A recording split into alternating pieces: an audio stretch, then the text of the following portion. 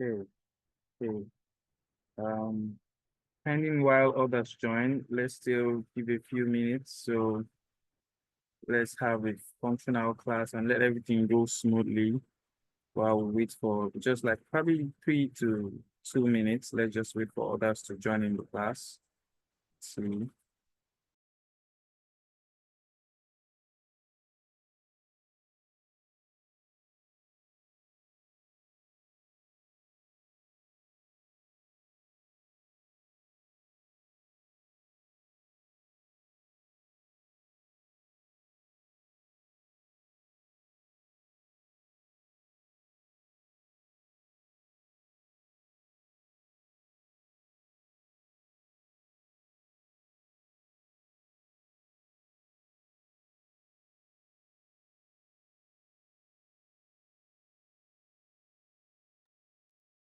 So welcome again once everybody.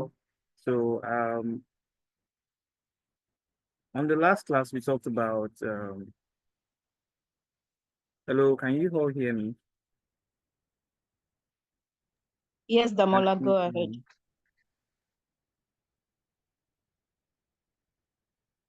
Hello. Damola, you are audible enough. Please go All right. ahead. All right. That's good. All right. Thank you, Jonathan. I can also see that. So on our last class, we discussed about why startups fail and major reasons why there are a lot of reasons why startups fail, and majorly in Nigeria, there are a lot of consistent reasons why startup failed. But if you were in the class last week, like I said earlier, you can just send a message to the chat box. Let us know what you feel about why startup failed before I can proceed. Anyone there, you can unmute your mic to speak up. So if you don't text, or do you want me to call names? All right. I think that's what we're gonna do at the end of the day. Titi Lope Taiwo, are you there?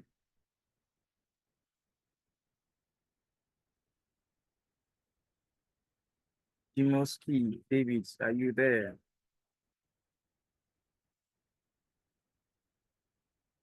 Jonathan, were you in the last class?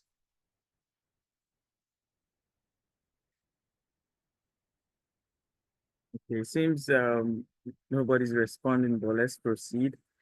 So basically, one of the major reasons why startup fail is from the beginning, people don't actually understand the goal that they're actually trying to plan out for the business. Their goal is usually short term, and they don't really have a long-term perspective or a long-term plan to carry out their necessary duties and the roles that they should take. And some of these things can also be financial issues.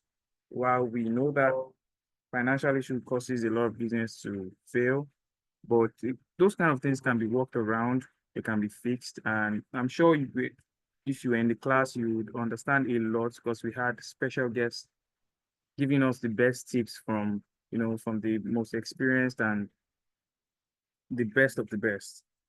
So, okay, Jonathan, sorry I wasn't in the last class. That's amazing. No problem. The last class was also recorded, is on our YouTube page, Transformation College. You can go follow us on Transformation College on YouTube, and you can get the whole video, watch it, try to, brainstorm, think about if you have any questions, you can always come to our Telegram channel to ask. Um, Titi Lope Taiwo, are you there? I want you to be more engaging. I want us to, I want us to converse. I don't want it to be one-way traffic.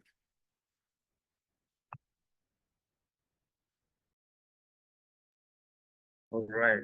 So let me use this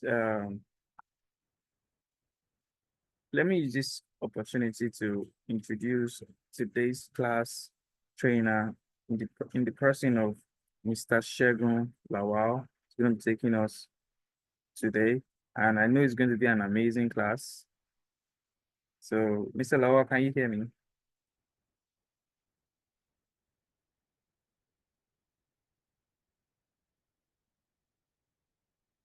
Hello, Mr. Lawal. Can you hear me? Are you Yes, there? I can hear you. Good morning.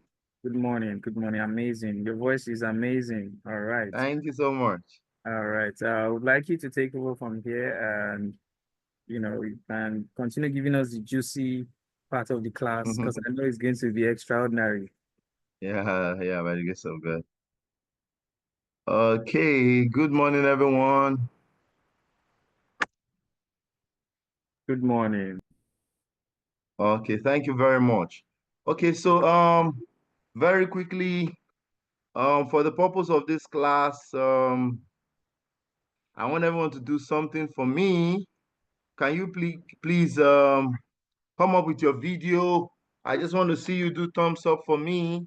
Good morning, everyone. If you can, just give me a thumbs up to show that you are here. And I'm not talking to MTN, that lady that tells me my account balance. Okay, great. Okay, great. Jonathan, I can see you. I can see, I think I saw Eddie briefly. Okay, who else? Who else is there? Oh, great. Great. Everyone, good morning. Good morning. Okay, yes. Paul, thank you so much. Nice seeing you. Thank you, everyone. Thank you so much. Great. So we're going to start this class. Very interesting course. Going through my slides. I just love it, and I see a people emerging. I see some managers emerging who will take over the business space and initiate the changes and the transformation Africa needs, not even about Nigeria now. Okay, so we're going to start with a short exercise. Please, you're going to type into the chat box what you do so that I can have an idea of the people I'm talking to. You can just put your name and I am this, I am that, I'm a student, I work so way. Anything you do, I'm an entrepreneur, so that it's going to help me relate to a few examples that will help us in the course of the class. So my name is Segun Lawal. I'm an HR consultant, business management consultant, full time. Um, and I do this for a living, and I find my fulfillment. So you can just chat your name, and this is what you do, so that you can help me to able to relate in my examples, so that we can even use maybe your industry for something. I work at mobile engineer for example. Okay, great. Donatos, good to see you. I can only see Donatos. Okay, Faith Abeka, Business Development Executive. Okay, Faith. Faith is a substance of a thing hoped for and evidence of something you don't see. No wonder we are not seeing you on the cameras. Sonny, Business Development and GRC consultant. Great, Sonny. I love that. GRC capability model. I think I've done a training on that before. Governance, risk, and capability, right? Great. Temitayo Yetunji, I run fashion. Oh, great fashion business. Wow, wow. I've seen some of the kind of people I'm looking for. Oh, Paul is an electrician. This is great. This is great. Oh, I want to screw up. Oh, this is interesting. Facility and property manager, James David. Okay. Oh, I like the Temitayo Yetunji. I run a fashion business. We make bespoke uniforms and ready-to-wear outfits. This is great. Mercy is here. I'm an entrepreneur, an admin. I love food. Oh, everybody loves Mercy. Okay, Mercy Isong. Great. Ojo Christian logistician. Great. Yeah, the first consultancy I did in my company was for a logistics company. So I know a lot about your industry. Thank you so much. I can relate very well. Okay, yes. Is that all we have? Let me see. Okay, okay.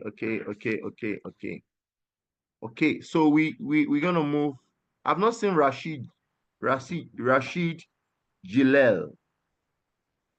Rashid, I've not seen what you do. I want to see what you do, Rashid. Okay. Let me share my screen. And then the first question I want to ask everyone, you're going to tell me, write down, what do you want to become, or what's your goal after this training? Who do you want to become after this training? That's a simple question. Okay, Rashid is an accountant. Great. Okay. There's a promise by chartered accountant. They will always promise we will not shatter your business. Great. Okay. So you're going to write down, who do you want to become after this training? Who do you want to become after this training? Who do you want to become after this training? It's a very interesting training. I mean, every CEO should have a touch of a training like this. Who do you want to become after this training? Please just write that down. If you please, you will need your writing materials. Get a jotter. Beyond maybe, get some writing materials to jot a lot of stuff. So write the first question, who do I want to become after this training? And then please, I would like to know the first person who can give me in a statement or in spelled out objective sentences who you want to become after this training. So you can kindly unmute and talk to me. Who do you want to become after this training? Project manager in food supply chain. Lawal Kehinde. Wow, I can see my brother here. My name is Segun Lawal. I have one, I don't know if it's male or female. Anyway, let me take a risk. He's a male. Lawal Kehinde, my brother from another mother. Great. Since you are in food supply, I will not buy food this year again. So supply me food. Okay. Jimoski. Okay. Let me start with Jimoski. I want to help to change the mindset of my people during business during business. Okay, I'm not saying, and running organization back home in Liberia for a better future. Okay, Jimoski David, I is Liberia today. I'll be coming to Liberia very soon for a youth empowerment summit. After this training, I hope to gain mastery of business management. Faith, that's interesting. Faith is the substance of a thing, hope for, an evidence of something we don't see. That's why we are not seeing your face. TY, I want to be able to hire the right staff to run my business and institutionalize my business so it runs independent of me. Great, that's excellent. Lawa Kende, thank you so much. Okay, so I want to see from others, who do you want to become after this training? If you are not typing, if I'm not seeing 80%, I might not be able to move. It means I'm training people that do not have a goal. And this is one of the basic things we'll be talking about. You must have or start with a goal. I want to become a GRC consultant and a cyber analyst. Perfect. That's interesting.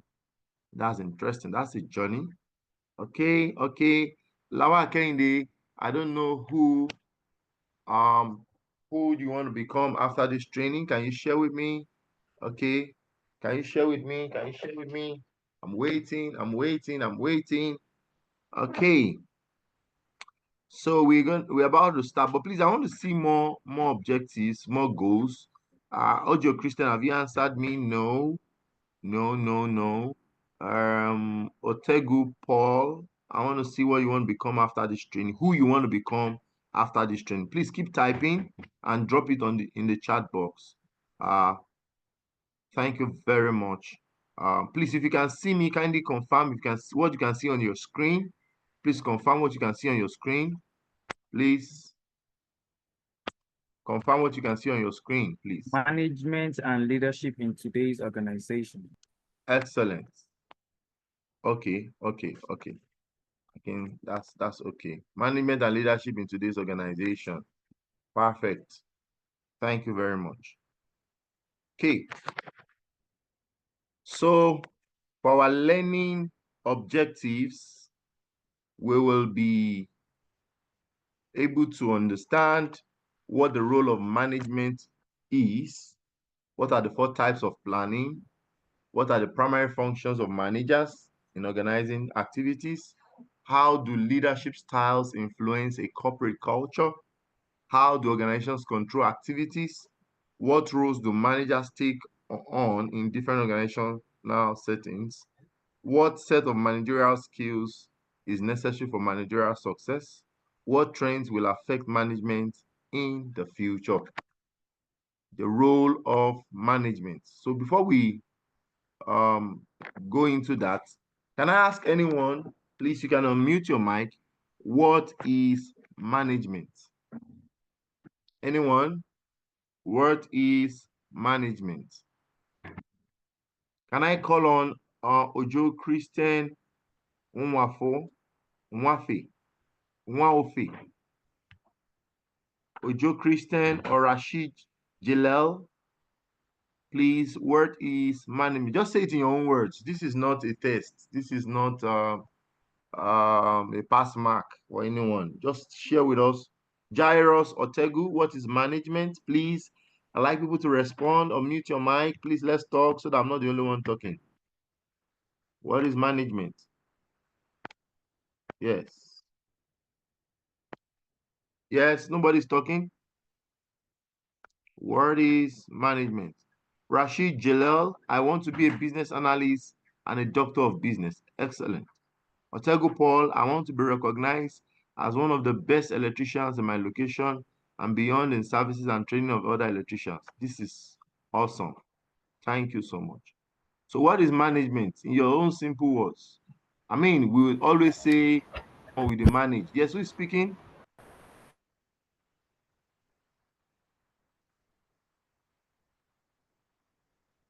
Yes, Oche Innocent. Yeah. Good morning, Okay. sir. Thank Okay. I would like to define management to my own terms. It talks Okay. about the act of planning, organizing, and controlling resources to achieve organizational goals and objectives. Thank you. Excellent. Thank you so much. That's brilliant. Any other person? Someone wanted to talk alongside? I think Sonny. Yes. Titi Lokwe Taiwo, Sonny, let me hear you. Mercy Isyong, let me hear you. Word is management. Please, it's more Yeah, interesting. Yeah, yes. thank you. Can you hear me? I can hear you now, Sonny. Okay. Management is also can be defined as coordinating and administration of activities to achieve a certain objective. Perfect. Thank you so much. Yes. Any other contributions? Faith? Jonathan? Hello, sir. Good morning, sir. Good morning, Faith. Okay, so in my own words, management would be an organized effort to achieve a particular result, like a concerted effort to achieve the result. Faith is a grammarian, concerted effort. Oh my God, that's great. But I like that organized effort. Thank you so much, Faith. Any other person? Yes. I want the ladies in the house to talk. Titi Lokwe Taiwo. Titi Lokwe Taiwo. Word is management. Yes. Mercy Isyong. Okay. Yes. Yes. Nobody. That means they are not listening to me. Okay. Yes. Who is speaking? Anybody?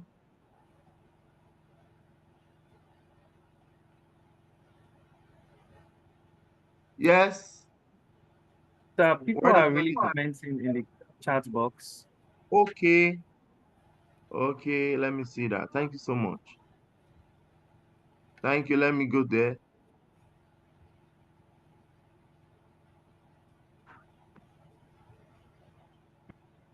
Okay. Management refers to the process. This is from Jimoski David of planning, organizing, leading, and controlling resources to achieve specific goals and objectives. Lawal Kende says this is the art of harnessing the available resources in order to achieve optimal goal and objectives. Great. Titi Lokwem Taiwo, management is the ability to guide and control the finance or business of a group of people. Thank you. Jaira says management involves people and resources into achieving a specific goal. Thank you. Brilliant. So let me say my perspective before we go into the slide. It is not what you do, it is how you do what you do. It is not how you do what you do, it's about the processes of getting to achieve what you are doing. Traceable steps. It is not just about traceable steps, it's about the kind of people you engage to do what you are doing. It's not just about the people that you engage in doing what you are doing. It's about how less you make mistakes to achieve the things you want to achieve in the course of doing what you do. So, management defines all. Management is the act of getting things done through people using various methods of planning, organizing, staffing, controlling, directing, planning, to achieve organizational goals and objectives over a given period of time. Management is the act of getting things done through people. Management is the act of getting things done through people using various methods of planning, organizing, staffing, controlling, directing, leadership, staffing to achieve organizational goals and objectives. Please, you can check in the chat box. There is an attendance sheet you need to fill. Kindly do the needful. Thank you. Okay, so we move to our slides. Okay, the role of management. The role of management. Okay, management is the process of guiding the development and maintenance and allocation of resources to attain organizational goals. What is an organization? An organization is a group of people with clearly stated objectives coming together, putting together their resources to achieve some set of goals with mutual benefits. Organization is not friendship. So when organization runs like friendship, it collapses. But when friendship runs like organization, it turns to business. And we have different kind of organizations: non-profit making, profit making, financial institutions. I mean, different industries. So you have to understand what an organization is. So your business, you must understand your business is an organization, it's an institution, it's an organization that, in fact, the moment you register your business, it is no longer, you don't have total hold of it. It has a legal space where it occupies. So that's why you cannot treat it anyhow. And that's why some guys come into your house or your office and they tell you you've got to pay tax. And you don't pay the tax, they shut your doors. And you're like, it's my business, it's my money. No. The moment you register your business, you have to go by the laws of the land. Even if you don't register your business, so far you are making money from an environment. If you don't register a business, you still pay tax one way or the other. So what am I trying to explain? For some of us who are entrepreneurs, you must have a paradigm shift. Your perception, the way you see your business. I tell people that the best analogy I use for business is like having a baby girl. Having a baby girl. The baby girl at 6 months is your baby. I mean, you will change her pampers, you use, bath for her, she's not feeling ashamed. She doesn't know she's naked. She's just there in your hands. You can decide to lay her down. She's crying, and you are dressing up, and you don't mind. You say the cry helps us to open our vocal cords and stuff because it's your child. But when the baby grows to 9 years, you cannot, she, he or she, I mean, she begins to have some hairy spots in her private parts, and you cannot dress for her. That's abnormal. But you say, but this is my child, my girl. And then some person tell you are disrespecting her. That is your business in your hands. As your business grows, it requires certain regards from you. Even though you're the one who conceived the idea, you have to respect the business as an entity on its own. Imagine that your baby girl turns 18. You can't even stay in the room she's dressing, and she cannot dress naked before you. They will say, ah, that's totally child abuse. Imagine the girl is now 32, 28, she's getting married. You cannot step into her room anyhow. You have to call her, you're going to her house. But remember, this same girl at 6 months, you were the one cleaning the pampers, you're the one checking her up, you're the one taking her for immunization. But because time has reflected on her, she's conscious that she's a personality of herself. She's off your arms totally to lay hold of. And that's why you can start a business small and you get to a level where you are a public limited liability company, PLC, and you are not in charge of the whole business. You just have shares in the same business you started. So the mindset of the business owner determines the structure of the business. I'm trying to lay this foundation clearly because we'll soon sail into so many things. But if you don't get this right, it's going to be like we are pouring water into a basket. You must understand what business management entails, what business structure entails, what business on its own entails. Business is not just making money. Business is in accounting, you'll be told that the business is an institution or organization, and you have to regard the business as an entity on its own. The business is different from you, even though you are the one that started the business. So managers are the people in organization responsible for the developing uh, of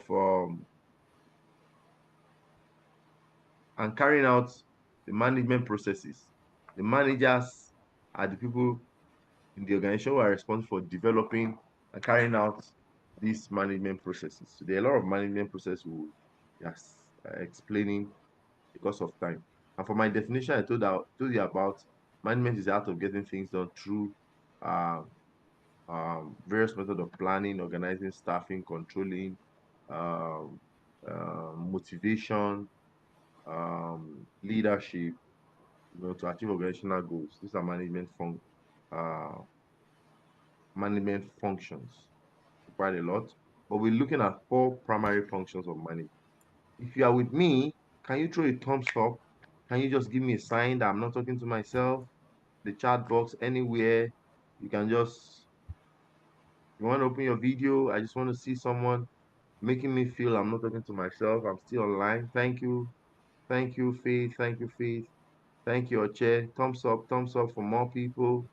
Thumbs up, thumbs up, thumbs up, thumbs up. Thank you, Ugo Bent. Ugo Bent, you're welcome. Ruth Maraco, welcome. You're welcome, welcome, welcome. Okay. Thank you so much, Jonathan. Jonathan, you're amazing. Thank you so much. Okay. So, having established that there are 4 primary functions, the 4 primary functions of managers will be planning, organizing, leading, and controlling. That's what we're going to focus for this training. Planning. Planning is the mental picture of the unseen future. Planning is the mental picture of the unseen future. Someone once said, when you fail to plan, you plan to fail. Many of us, the reason why we are not growing in our businesses and our career is that we don't even have a career plan. There are no set goals. That's why I said from the beginning of the training, establish the fact stating who you want to become. So when you are not getting the directions to becoming who you want to become, you know that something is wrong. You see that I'm not communicating or you are not getting what I'm saying. Organizing is also very important. After we have planned, there are resources to use to execute a plan. How do we put them one after the other so that we don't have glitches where things are hitting here and there? How do we organize? How do we put this one first and that one next? How do you allocate resources to the right immediate actions, and then the other actions to be taken later? You can consider them. Okay, leading and controlling. One of the most greatest challenge in this climb of the world for those of us who are in Nigeria, in Africa generally, is leadership. And then controlling is trying to establish, trying to, I mean, correct deviation from your set standards. So when you use this function, you will discover that you'll be effective and efficient. So we have processes, projects, I mean, where these things can be applied to. The four management functions can help managers increase organizational efficiency and effectiveness. Efficiency is using the least amount of resources to get work done, whereas effectiveness is the ability to produce a desired result.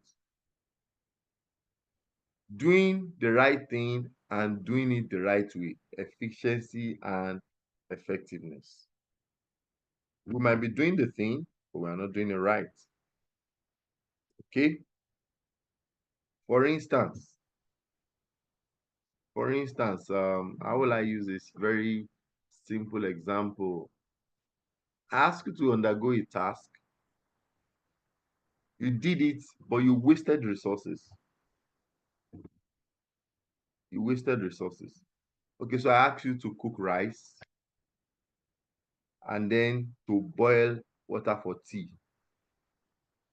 Now, you first cook the rice. After cooking the rice, you now put hot water on fire for tea. Have you done it well? Where's the chef in our midst? I want to see your vibes. Oh, who can help me answer that? Okay, thank you. We are with you, sir. Kenny. He asked to cook rice, and then you put and boil water for tea. You now first, you finish cooking the rice, then you now put water for tea. So is that effective and efficient? So who can tell me where that process was not uh, effective? Trying to spot the chef. I love chefs. They're amazing people. Yes, who is answering? What is wrong with that idea of cooking the rice first, then you now boil the water later? Okay. Okay, it's food supply chain. Lawal, can you help us out? Anybody can just unmute your mic and speak. Yes. Please, I beseech you, therefore, my people, you have to unmute your mic a lot and speak because it's the only sign to be sure. Okay, thank you, Ruth. Ruth said it's going to be a waste of time. My God. It was I efficient, but would not say efficient. it's waste Yes. of time and resources. Who is that? Waste of time and resources. Who is speaking? Who is speaking? I need to know you. Lawal is on the line. Okay. Is Lawa male or female? His mail. Okay, okay, okay. Because the voice was sounding. Okay. Thank you so much. Okay, so that's a very good one. You were supposed to boil water, then remove the one for tea, right? Instead of having to cook the rice first. You know this is what many of us do. We are not effective or we are not efficient. We do the work, we do what we are asked to do, but how are you doing it? So these are some of the things or the role of management. So imagine the gas you wasted to first cook the rice, then you now boil water again. Instead of you having enough water, and then from there, you discover that water will have been ready, put it in a flask or somewhere, and then the rice will be ready. So managers have a lot to do to ensure that resources are not being wasted, resources are properly utilized, and resources are effectively managed. Sorry, sir. Sorry to cut you. Yes. I would advise if anybody wants to speak up so it will not disrupt the class or it will not be confusing, they should probably just raise up their hand in a chat box so it will be easier for us to know who is about to speak. Okay. I hope everybody knows how to do that, please. You can as well send an emoji or it's text. Who is speaking right now? So I don't even know who's speaking right now. This is Adedamola on the line. Okay. Adedamola, you are reporting from where? From Lagos, Nigeria. Oh my God. Center of Excellence. Èkó ò ní bàjẹ́ o. Goodbye, VFT. Okay, thank you. So please, if you are speaking, just indicate. Yep. If you are enjoying the class, can you unmute and say yes? If you are not enjoying the class, can you say improve? Yes. Yes. One person. Yes. Two, I'm Yes. three, Yes, sir. 4, Yes. 5, 6, Yes. 7. No improve. Oh my God. Thank you very much. So, what managers do and why? Very important. What managers do and why do they do what they do? Managerial role is it's a gradual process. It takes a lot. I mean, early days in my career, I had the zeal, I had the passion, but no experience. And so we learned a lot of stuff and because of managing people, which is one of the greatest responsibilities of managers. Managing people. How do you get people to do the work? How do you lead? Okay, so good management consists of 4 activities. Number 1, planning, which is about setting objectives and state the mission. This is where most African or Nigerian businesses fail. There are no goals. There's nothing to plan. The plan is not written, it's not documented, it's just only in the CEO's head. Please, can I ask you a question? If you are not planning well, you are planning to fail well. So you set objectives and state the mission. What is this business out for? What are we here to, what are we here to solve? What are your value propositions? That's the word. Why should this business be preferred among others? So create strategies to reach the objectives. Since you have set your value propositions, you have to create strategies to reach it. This is in planning. The next thing is in organizing. Design jobs and specify tasks, create organizational structure. Organizational structure is one of the most challenging part of business modeling and business execution. When there is no structure, the organization can rupture. When there is no structure, the company ruptures. Okay, structure is not just what we have on paper. Structure is how effective what we have on paper is being maximally executed. So that you have it in paper does not mean you have a structure. But how does it impact on the people, on the space, on the image, on the processes, and on the customers? Those are the things that determines how effective your structure is.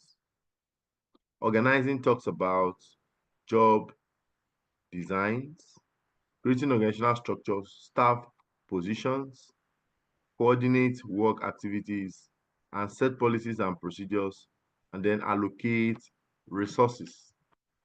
So that's about organizing. The resources, this one belongs to this. Okay, so we use 50,000 naira to buy diesel.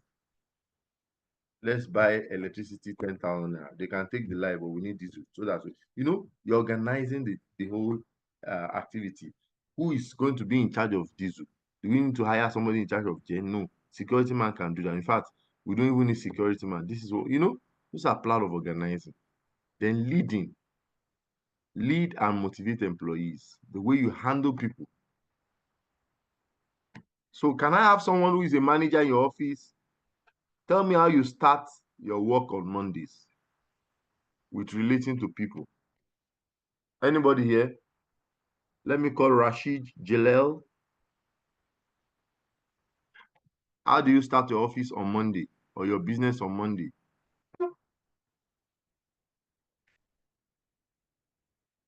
Yes, Rashid. Or Ademola can speak.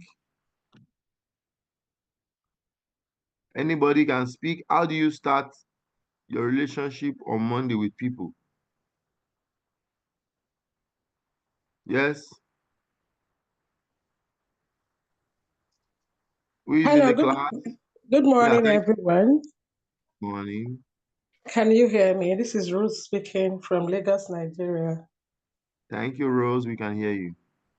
Okay, so how I start my week is I start by, first of all, bringing the team together, getting to know how their weekend was, and getting to know if they're all faring well. So after that, we'll kind of review the task for the previous week. I do facility management to try to check all the tasks, all the requests that came from clients, what has been done, what we achieved, what can we do better, what way can we, achieve results better, and if there are needs and if there are things to implement, then we go ahead by planning the work for the week. So that's how I Okay, so get my thank team. you, Ruth. Thank you, Ruth. Ruth, can you please come up with your video, and then I need Ademola to come up with his video, please. I want to do a short exercise. So Ademola, if you can hear me, your video. Okay. I'm Ruth, doing your that. video. I'm doing that. Thank you.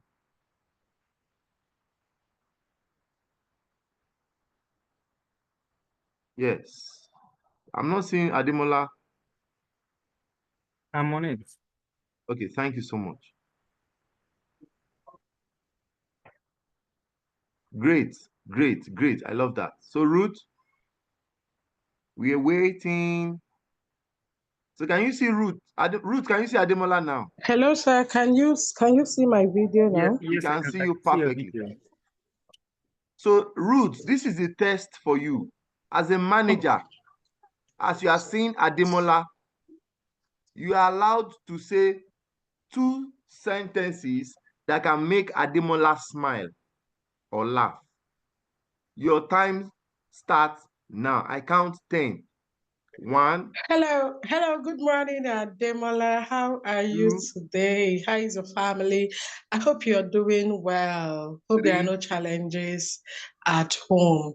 Hope everything is going well. Is there anything you would want me to help you do? And 5, is there anything you want me to help you in 6, your work?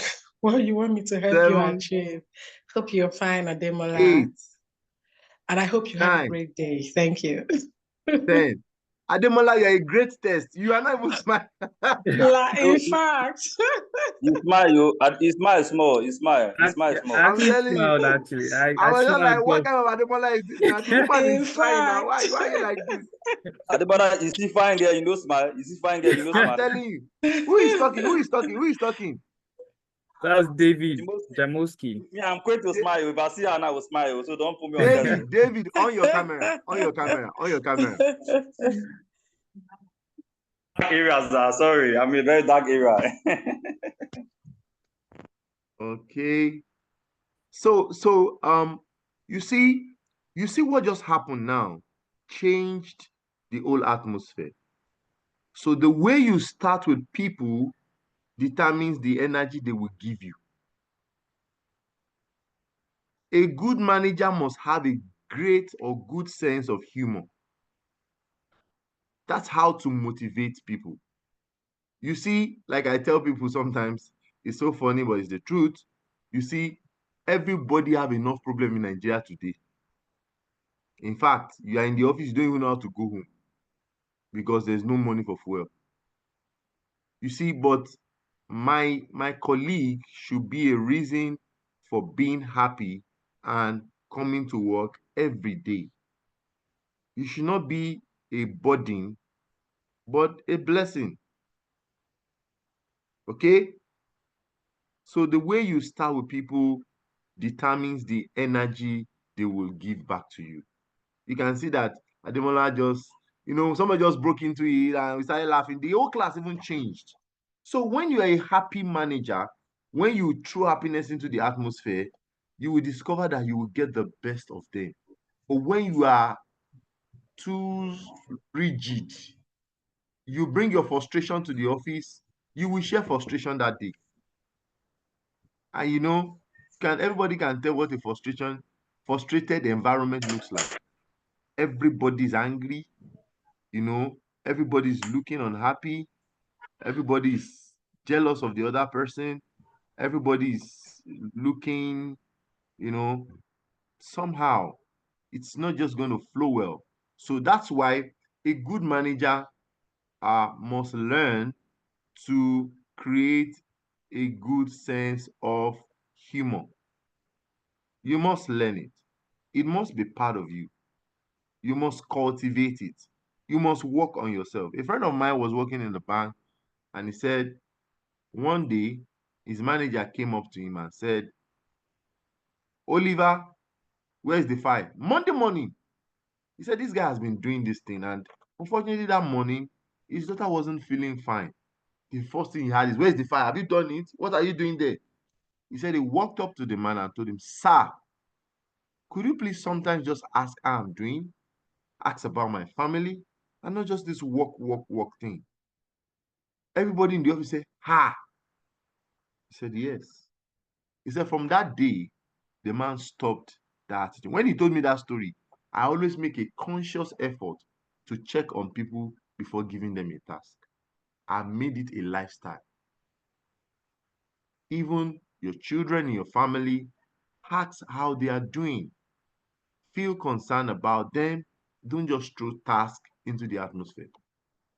Okay, so that's very important. Thank you guys for that role play. Okay, so controlling means that you want to measure performance, compare performance to standard. So when you have set the standard, I'm an electrician, this is my standard. When I fix sockets, I don't want to dirty the walls. That's why I use my hand gloves. When when I finish my work, I sweep the place. I don't leave the place dirty for them to fix it. My electricians must wear their overall, must have their jackets, must have their helmets, must put their hand gloves, their safety equipment you must have. These are your standard. Then some guy walks into the place, he just wore his native, his lace, and started doing the electrical work, and you're like, this is not our standard. That's what control is all about. And these are what managers do. Organizational efficiency and effectiveness is what these things result in, and it leads to organization achieving its mission and vision. Okay.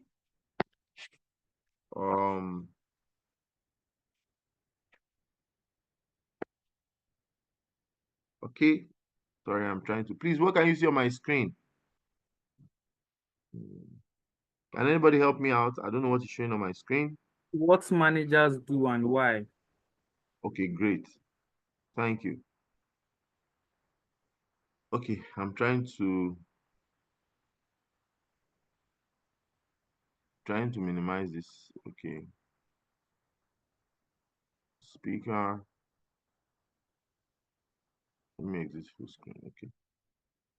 Okay, great. So we'll move to the next slide. The role of management. Continue. Planning begins with anticipating potential problems or opportunities the organization may encounter. What are the opportunities we have? So who has an idea of what SWOT analysis means? SWOT. If I have an idea of SWOT analysis, can you please unmute and explain? Faith, can you please speak? No, sir. What is SWOT? Do you have an idea of SWOT? Okay, yes, sir. So Okay, what does it SWOT mean? is your strengths, your weakness, opportunities, and threats. Great. So Faith, can you share with us your strengths as to what you do?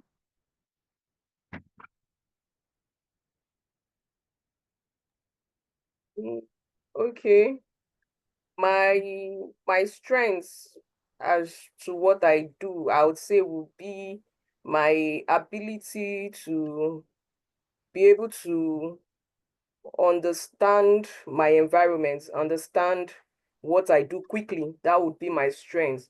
For my weakness, I would say my weakness would be not right now, not mapping out my strategies properly. Okay, thank you very much. So everyone listen to this. If you have not identified or you don't understand your strength, then you can never know your worth. If you have not identified or you don't understand your strength as a business person, as an employee in an organization, then you will never know your worth. Because your worth is in your strength. Your worth is in your strength. So let me share this simple part of my story for the Lagos guys. I got a job in Lagos. I was so happy some years back. Some years back. So I was so happy when I got the job. Okay, I was so excited. It had a better pay compared to where I was coming from in Abuja. Now my salary then was 350,000 naira. So I was excited. Now when I got to Lagos, I met, so it was a merger and acquisition project. I was an employee there. So we are merging, we're acquiring 10 companies. And I was the head of strategy and operations. Then we were to bring in this lady who was to head HR. I was supposed to do the HR work, but my boss said, I see more in you than the HR stuff. So he gave me strategy and operations. Then let's bring up an HR person on board. So the lady came for an interview. She was a friend to my boss, and then she said, well, where she's working right now, she earns 800,000. That's a lot of money then. That's a lot of money. She earns 800,000, and if she's going to leave that place and come to us, she's going to be asking for not less than 1.2 million per month. Wow. When I had that figure in my head, I was like, you guys think you were joking in here? 1.2 million, when you're earning 300 and somebody's talking 1.2 million, where do you want to start the calculation? But you know what she said? I don't think you guys need to hire me for this role. I think Segun can do the job. Now, this is it. I was super excited getting a 300,000 naira job, 350,000 naira job, feeling on top of the world. I mean, but then someone is telling me your worth is 1.2 million per month. If you don't understand your strengths, you will never discover your worth. And so we have a lot of undiscovered talent and competencies roaming about the organization because they don't bother to identify what they can do. The strength you have not identified will be a weakness tormenting you. Okay, let's move on. Let's move on. Let's move on. Let's move on. If you're enjoying the class, can I see your thumbs up, guys?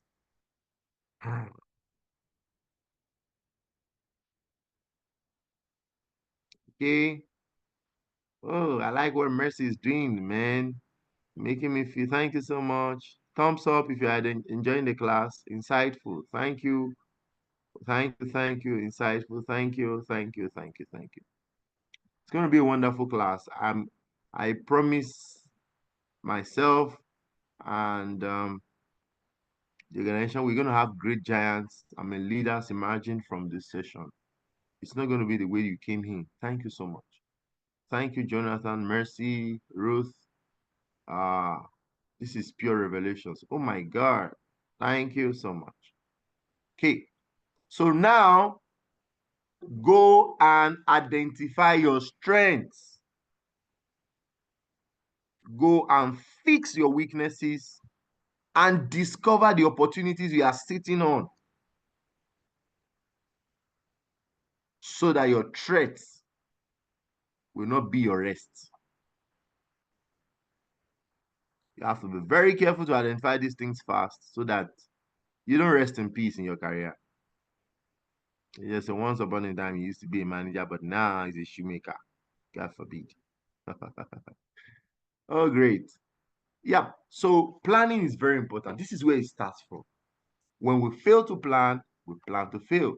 Managers then design strategies to solve current. So they are what we need to plan now. They are what we need to plan later. They are what we need to do now. Like now, we are in the office on Monday. So what are we doing today, sir? So that's what planning address. And then the opportunities we need to take advantage of. So we use 4 basic planning types. There are 4 basic planning types. Number 1 is the strategic plan. Number 2 is the tactical plan. Number 3 is the operational plan. And number 4 is the contingency planning. Okay, so let me also add this to it. There are 3 levels of management. We have the top level management, the middle level management, and the lower level management. The top level management, the middle lower level management, and the lower level management. Top, middle, lower. Another word for the top level management is called the strategic management. Strategic management. Then the next level for after the strategic is called the tactical management. Then the next level after the tactical is called the operational management. So what are the differences? Of course, the upper level management, which is the strategic management, is the highest level. The orgas of the orgas, the bosses, the one who plan the vision, the mission, the strategic goals of the company, the reason why we are here. They are the huge investors. They are the ones who can close the company today and say, we are not doing rice again. We want to start selling slippers. Then the tactical are the GMs, the HODs, depending on the kind of structure, who carry out plan, who run with the vision and make it implementable and executable. Then we have, my connection is unstable. Okay, back. Then you have what we call the operational. They are the day-to-day executors in terms of the doers, the officers, the section leader, the officers in the system who do the work. They are the ones in the factory, they are the ones in the offices, they are the ones carrying out the analysis day to day. I mean, hands-on like that, and I like that. Okay, so now let's move to the next slide. The role of manager in The role of management continued. Planning is deciding what needs to be done, identifying when and how it will be done, and determining by whom it should be done. Managers use 4 different types of planning. We have said that. Okay. Tactical. So strategic planning involves creating long range, 1 to 5 years, broad goals, and determine necessary resources to accomplish the goals. Tactical has to do with shorter time frame, less than 1 year, and more specific objectives that support the broader specific and strategic goals. And then the operational planning creates specific standards, methods, policies, and procedures that are used in specific functional areas of the organization. Contingency plans identify um, alternative course of action. If you are not doing it this way, how do we do it now? How do we do it now? No. Okay. So types of planning, we have what we call the strategic. Like we said, it involves the long range. I mean, for a long period of time, 3 to 5 years. It's what we call the strategic documents. It helps you to have a footprint of what we expect to see of the organization in the next 5 years. Where are we going? In line with the vision and mission and how we intend to get there. Okay. Then the operational creates specific standard method policies. They operate it, from day to day to ensure that those specific uh, functional areas, the goals we set, we are working towards them daily. Contingency, identify alternative course of action for unusual or crisis situation. In terms of planning, typically the chain of command, SOP, standard operating procedures, and communication channels the organization will use during the emergency. If something come up now, how do we sort it out? How do we address it? How do we come out of it? That is what this addresses. Okay. So let's move. Yeah. Types of planning. We have what we call strategic, with the time frame is 1 to 5 years, like we said. The people in charge of this at the top level, the CEO, the vice president, the directors, extent of coverage, external environment, and entire organization. So before you have a strategic document or strategic plan, you need to consider what we call the external environment. And what is the external environment? One of the tools you use is your PEST or PESTEL model. What is the PESTEL model? It talks about the political environment, the economic environment, the sociocultural environment. We have the technological environment. We have the legal environment, and we have the ecological environment, sociocultural also for the S.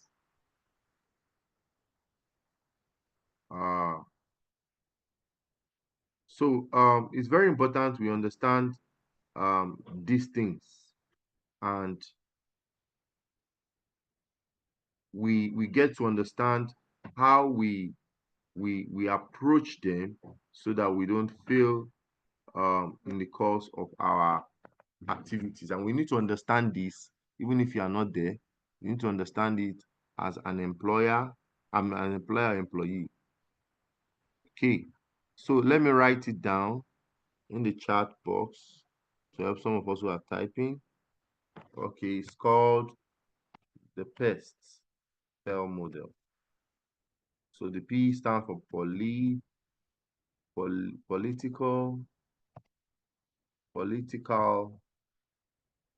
the economic,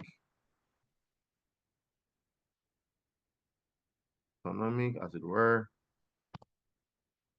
the S sociocultural,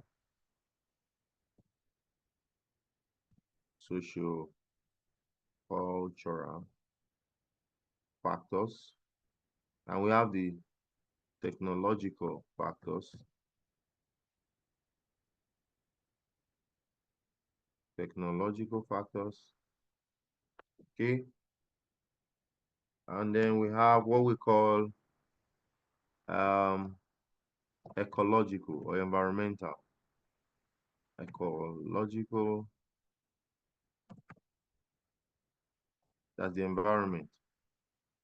Ecological. In nature, we have what we call force majeure, what you cannot control, like tsunamis. They can determine a lot of factors. Flood. When there is flood, you can't even go to office. Can't do anything. And we have what we call the legal environment. Laws are made. You can imagine if you are in River State, overnight they just said, Fubara gave you a loan yesterday, and then the next morning they say it's no longer the government. What happens? Yeah, he has not signed. Everything is scattered. You don't even know where you will start from. So it could be frustrating. So the legal, the political environment, they are very, very important, and these things determine how an organization plans its future, and what we should expect uh, in the business environment. Most of us will remember what happened in Lagos State at some point with O-Ride. O-Ride was an application for Okada business. The guy was making millions of naira.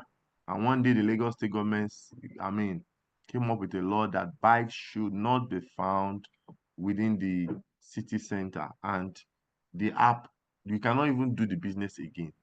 And so the guy, because he's into tech, he had to identify another niche, and he started OP. And that's the OP you have now. So from O-Ride to OP, because of the understanding of this influence, he was not sitting at home crying and throwing pity party. He had to re-strategize. So now they have come to register more like a bank, like an institution, under regulation by a more structured environment. So as a business person, as manager, you have to grow in your mind. There is no permanent business. Something can happen tomorrow and the whole story changes. Are you ready for it? This is very important. So the tactical is less than 1 year. Middle management, strategic business unit. Then you come to departments now. You have directorate of this, directors of our GM of this, GM of that, or EDs of this, of that. Establish mid-range goals for implementation. They're more specific. Breadth of content is more specific. Moderate degree of certainty. Because it's the day-to-day things, you actually know what we are doing. But for the strategic plan, high degree of uncertainty, because you don't even know what will happen in the next 5 years that you are planning for. The owner might have died. There might be a loan, a debt somewhere. Something can happen, and the company is not where it's planned to be. There might be some risk elements. Operational is current, what we are doing today, now. And these are supervision management, like your supervisors, your officers, executive officers. And then the extent of coverage is geographic and functional division, depending on the structure of the company. We have geographical structure, we have the matrix structure, we have the seamless structure. That's talking about the product structure, different kind of structure of organization. They implement and activate specific objectives. That's the purpose. It's specific and concrete, reasonable degree of certainty.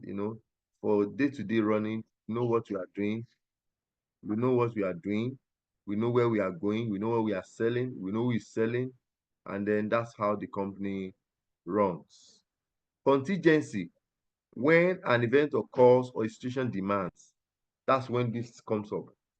And who are in charge? The top and middle level. So, for instance, when the law came up in Lagos State against O-Ride, it is not the account officer that will go and say, "Oga, so this is what we do." No, the top management will have to come up with something fast. And the factor that affected it was an external factor, what they don't have control of.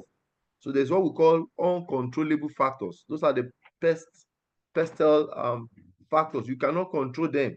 You cannot control government. You cannot control the economy. You cannot control climate change.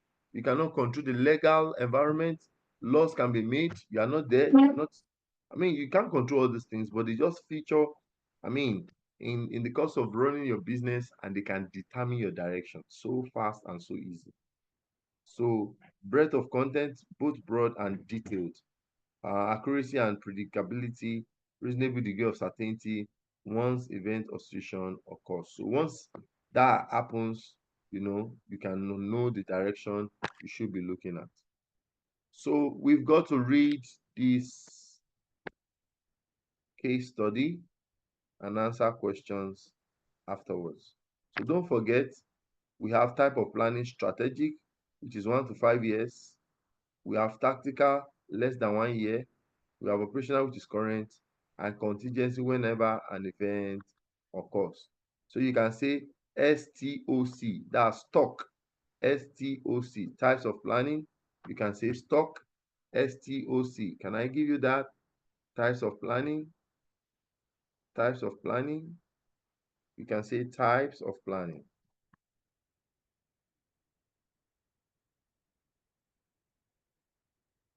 You can say stock, STOC.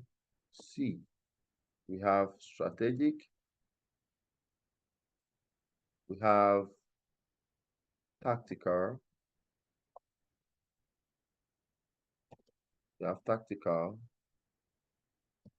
Then you have what we call operational. And you have what we call contingency. Contingency. Contingency. Okay. So can we read through the case study? If you can hear me, say hi. Hi. Hi. Ademola, please, can you read the case study for us? Should I read everything or is there a particular piece you want to read? Everything, just read everything out so that we just move to the question and answer and we solve that. All right. Catching the entrepreneurial spirits for critical thinking. Changing strategy can change your opportunities. Meet unforeseen challenges, opportunities, both broad and detailed, accurately and predictable reasons. Degrees of certain one's event, a situation occurred in 1949. Gordon Bernard, a printing company in Milford, Ohio, focused on exclusively on printing fundraising calendars for varieties of clients such as cities, schools, scout troops, and fire departments. The company's approximately 4,000 clients nationwide, 10% of which has been with the company for over 50 years, generated $4 million in revenue in 2006. In order to better serve customers, company's president, Bob Sherman, invested $650,000 in the purchase of a Xerox iGen 3 digital color press so that the company could produce in-house a part of its calendar produced that has been outsourced. This high-tech press did more for the company than simply reduce cost. However, the new press gave the company full color printing capability for the first time in its history. And that led to the management of Gordon Bernard to rethink the company's strategy. The machine excelled at a short run, which means that small batches of an item can be printed as much lower cost than on a traditional press. This press has also been capable to customize every piece that rolls off the machine. For example, if a pet store wants to print 3,000 direct mail pieces, every single postcard can have a personalized greeting and text. Precise targets to birds owners can feature pictures of birds, whereas the dog owner's brochure will contain dog pictures. Text and pictures can also be personalized for owners of the dogs and overweight cats or iguanas. Bob Sherman created a new division to oversee the implementation, training, marketing, and creative aspects for a new production process. This company even changed how it thinks of itself. No marketing, how it thinks of itself. Sorry, give me a minute. I think my internet just Okay, I'm hearing. okay. No marketing or creative aspect of the new product process. The company even changed how it thinks about itself. No longer does Gordon Brad's considers itself a printing firm, but as a marketing service company with printabilities that change in strategy prompts that companies to seek more commercial work. For example, Gordon Bernard will help funds of new services development, customer database from the existing information and identify additional customers information. They might want to collect even though calendar sales accounted for 97% of their firm's revenue. That's where it stops. Can you hear me? Yes, you can hear you. That's where the text stops. Okay, so read the question. All right. What type of planning do you think Gordon Bernard is doing? That's the first question.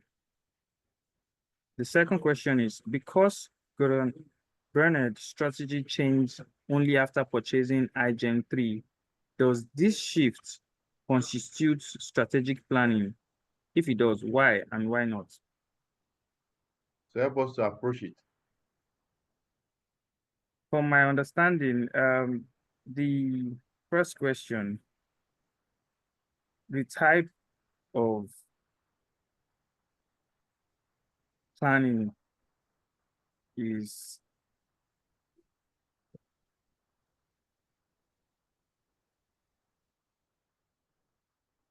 You can call anybody to assist you.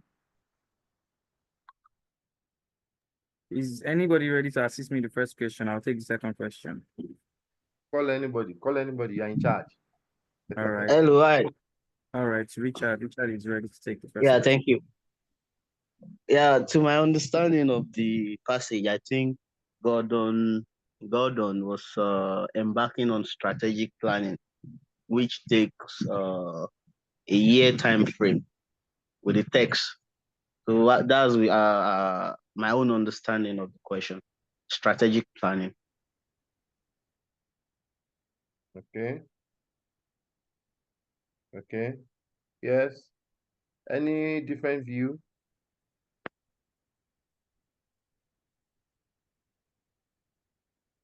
Yes, continue, Ademola. Can you switch back to the question, please? Okay, sorry.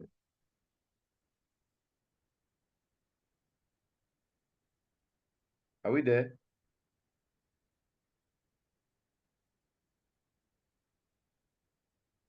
Are we there? No. We're not there yet.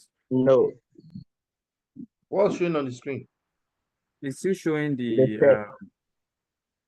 Okay, sorry, the question. Sorry.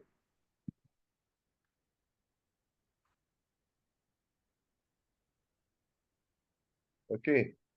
Okay.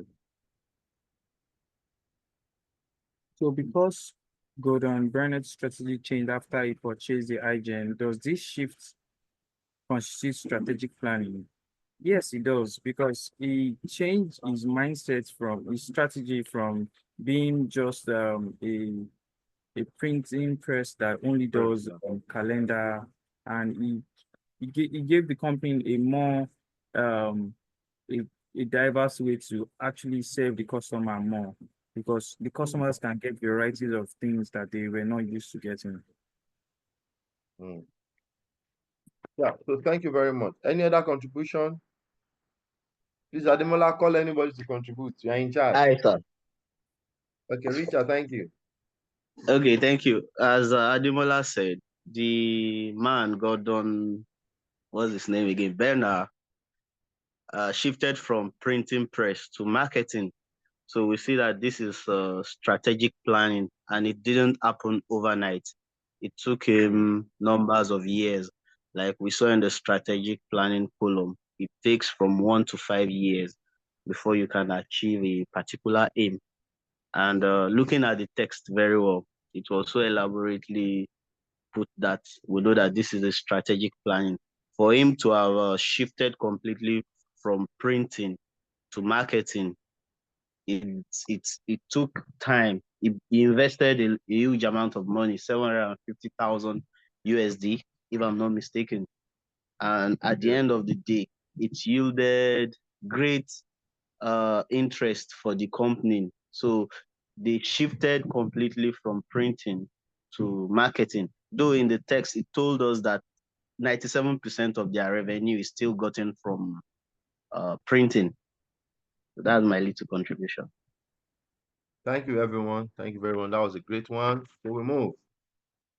Okay. So the role of management consulting organization's mission is formal. That means we all understand what we are saying, and I'm happy. At least everybody understand what strategic planning entails. This is where a company fails, and this is where some companies get it right. In this part of the world, we don't take it serious. As a consultant, I'll see cases where you ask the owner, please, what's the vision and the mission of this company?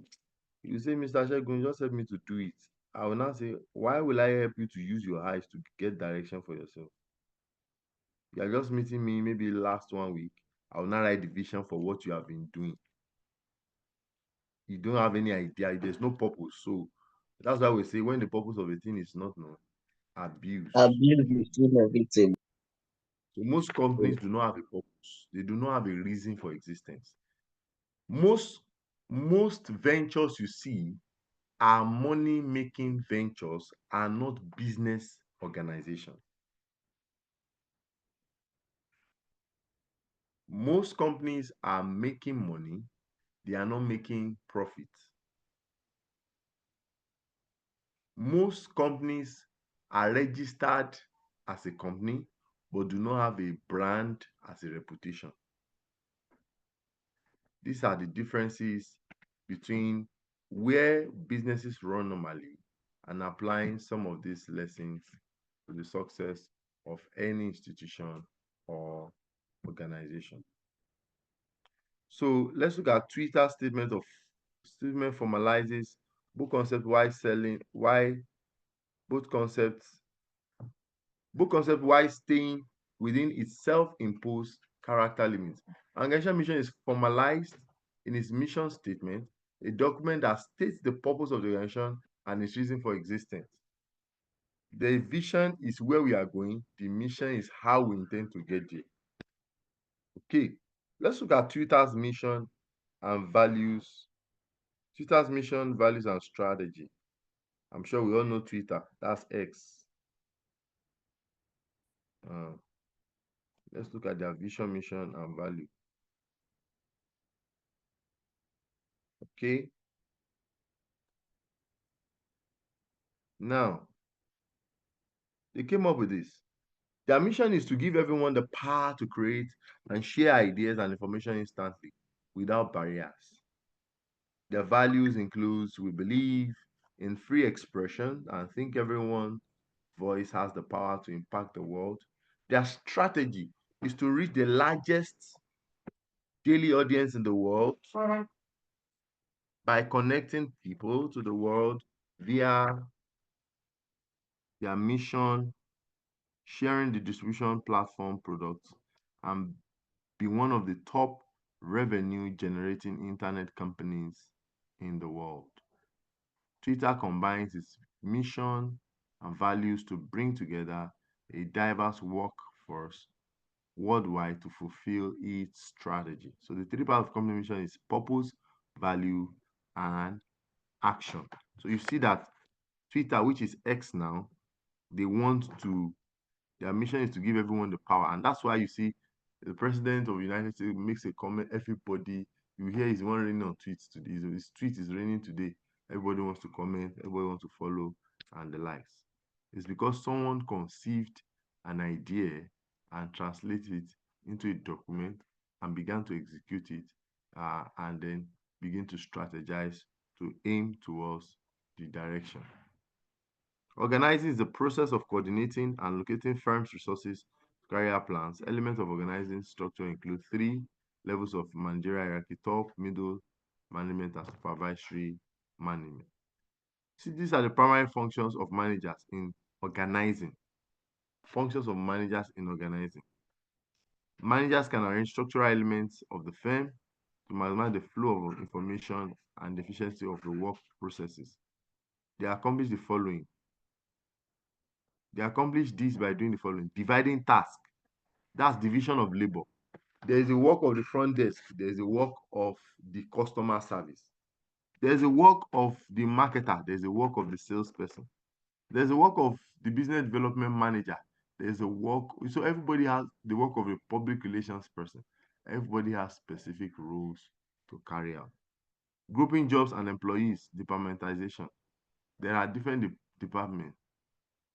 Accounting department must not stumble into marketing department because they are both management courses in school. Everyone has specific functions.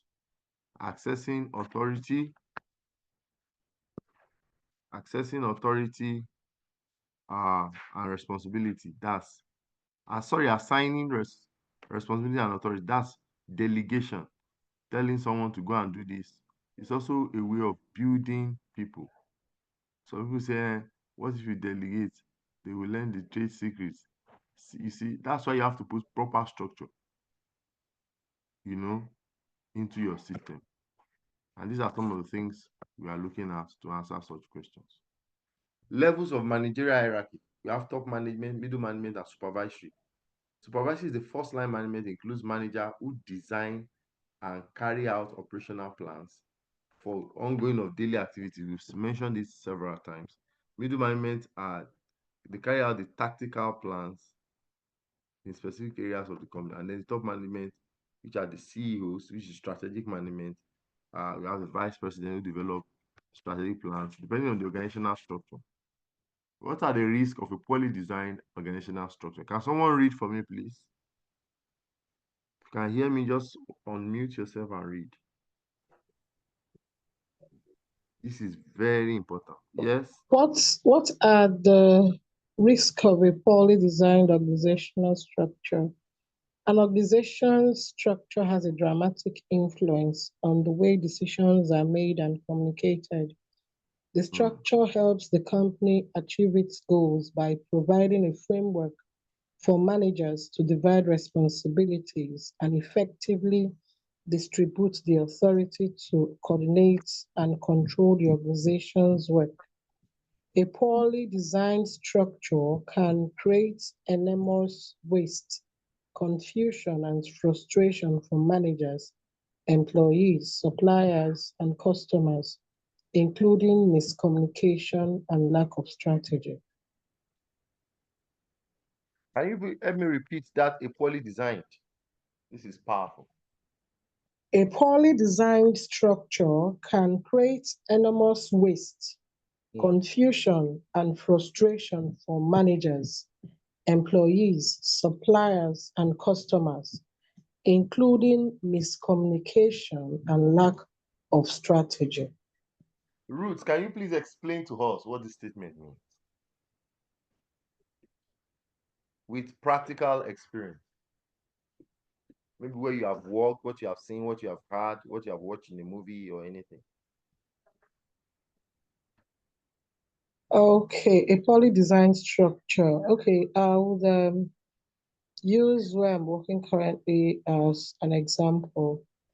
Okay. Like I mentioned earlier, I'm into facility management.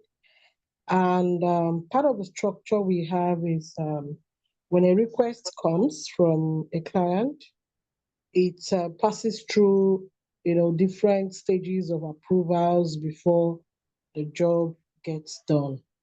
Okay, so what happens is this, which we've been able to identify, is that the levels of approvals are too long. A request comes, gets to the technician communicates to the first supervisor communicates to the manager communicates to the business manager then to the CEO. And all the long process, probably we need to get an item to get this job done. So ASCP, the long process bureaucratic, yeah. brings frustration both to the customer, you executing the job, and everyone around. So I think that's a good example of what this statement is about. Thank you very much, Ruth. Thank you. So from what Ruth said, you see, structure determines the future. The structure of your company determines the future of your company. If the structure is such that you are the alpha and the omega, so when you are not around, the company will not have a beginning and will not have an end. That means the company will be existing, it will not be functioning. That's why you must put structure in place. If proper structure does not depend on one man to run, a proper structure considers, a lot, the involvement of the team members. A proper structure is designed to give everybody a sense of belonging, even right from the security gates. A proper structure ensures that everyone is doing, putting in their effort, and their efforts are being recognized for the success of the company. So a structure that does not capture the essence and importance of every unit, everyone, every department will soon find himself blaming itself for not carrying people along. A structure that does not allow proper leadership system to function and operate, innovation, teamwork will find itself being stopped at some point. Okay. So we have to be careful as managers, be sure that there is a structure. Some of us, because you are the only person that knows how to do the work, you think that if I cheat them, I will not be relevant again. That's a very poor mindset. You see, what you raise people about is what you have become a master about. What you raise people about. Just a second, please.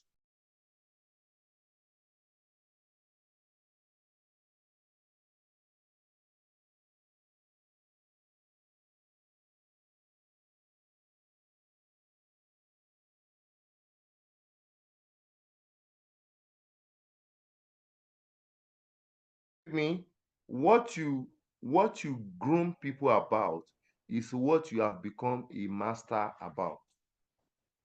For instance, you are not a professor if you don't have successful students who have graduated under you. What is the essence of a professor who has no graduates? You have no experience raising anybody to become a graduate. How do you even become a professor?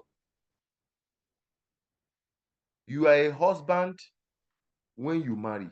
You are a father when you have a child. So in your career, you are not becoming a father until you have people you have replicated the essence of value you are bringing to the table. So we must be transformation agents. We must be productive in terms of bringing people up. We must not be static, that is just existing. So that's very important. And that's the essence of this institution. We want to produce people who will go out there and transform the management, leadership, and the tech space, bringing value to Africa, bringing value to our nations, bringing value to businesses around the nations of the world. We want to raise people who are strategic leaders, the future of tomorrow. So this is very important. Structure cannot be overemphasized. Structure cannot be overemphasized. So most times when you are doing projects, one of the things you cannot build a 10-story building without a plan. In fact, your plan must be approved. In every other sector, paperwork is very important. When it comes to management, we think paperwork is less important. Someone will start a business and it's not pure water factory and put machine 1 here, machine 2 here. He doesn't even have a business plan. He doesn't even know his break-even point. He doesn't do any analysis to understand, with this business, is it profiting? He doesn't have time to think of his own unique selling propositions. But you cannot do that in other sciences. You cannot build a house without a plan. You cannot do geological survey without geological reports. You cannot do quantity survey without bill of quantity. So in management, we are always lazy to do the paperwork, to do the proper analysis. That's one of the challenges we face in this part of the world. The management pyramid, you can see the top management, the CEO, CFO. CEO is what? Chief. Okay, Richard is raising up his hand. Yes, Richard. Yes, sir. Thank you so very much, sir, for this wonderful class today. I've learned a lot, though I joined in late, but when in the process, I've learned a lot of things from this lecture. And my question is about what you just finished saying. Truly, structure in a workplace cannot be overemphasized, as you've said. And this is Nigeria. Let's say this is Africa. Everybody wants to be in the good book of the owner of the firm, of the company. As you've said, bureaucratic setting will not how did you even say it? Bureaucracy in the workplace. Like everybody wants to be in the good book of the owner of the company, of the MD, of the bosses, eye service in short. Yes. And it is actually limiting a lot of us. For me, for instance, I've been privy to work in quite a number of places, like 2 or 3 different places, which is a private owned organization. Yeah. There's no structure in those organizations. There's no even room for growth. All what they do is eye service. You don't want to be in the bad book of the bosses. You don't want to be in the bad book of the owner of the firm. You don't want to do the right thing. So what can we do to salvage this thing? As you've said, we are transformational agents. We want to bring changes to wheresoever we are in. But if we are trying in our capacity to be this agent of change and the structure is not allowing us, what do you advise in such a situation? For instance, I don't have a company of my own. I have to work under a company, but when you get yourself there and you are being frustrated, you can't do the right thing. They are not allowing you to do the right thing. What do you do in such situation? That's the question, sir. Thank you very much. God bless you. God bless you. I wish I could take you out to go and eat shawarma for this question. You asked a very It's never too late. Thank you very much. You see, what you just said is one of my pain in consulting. I've passed through these pains. But let me establish this.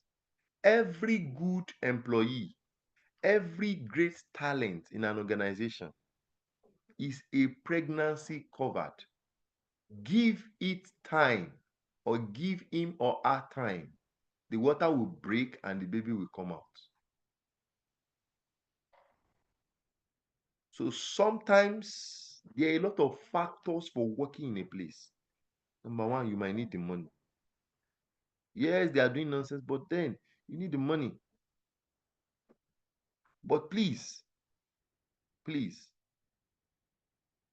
don't get too soaked to work for money in an organization to forget your purpose in life.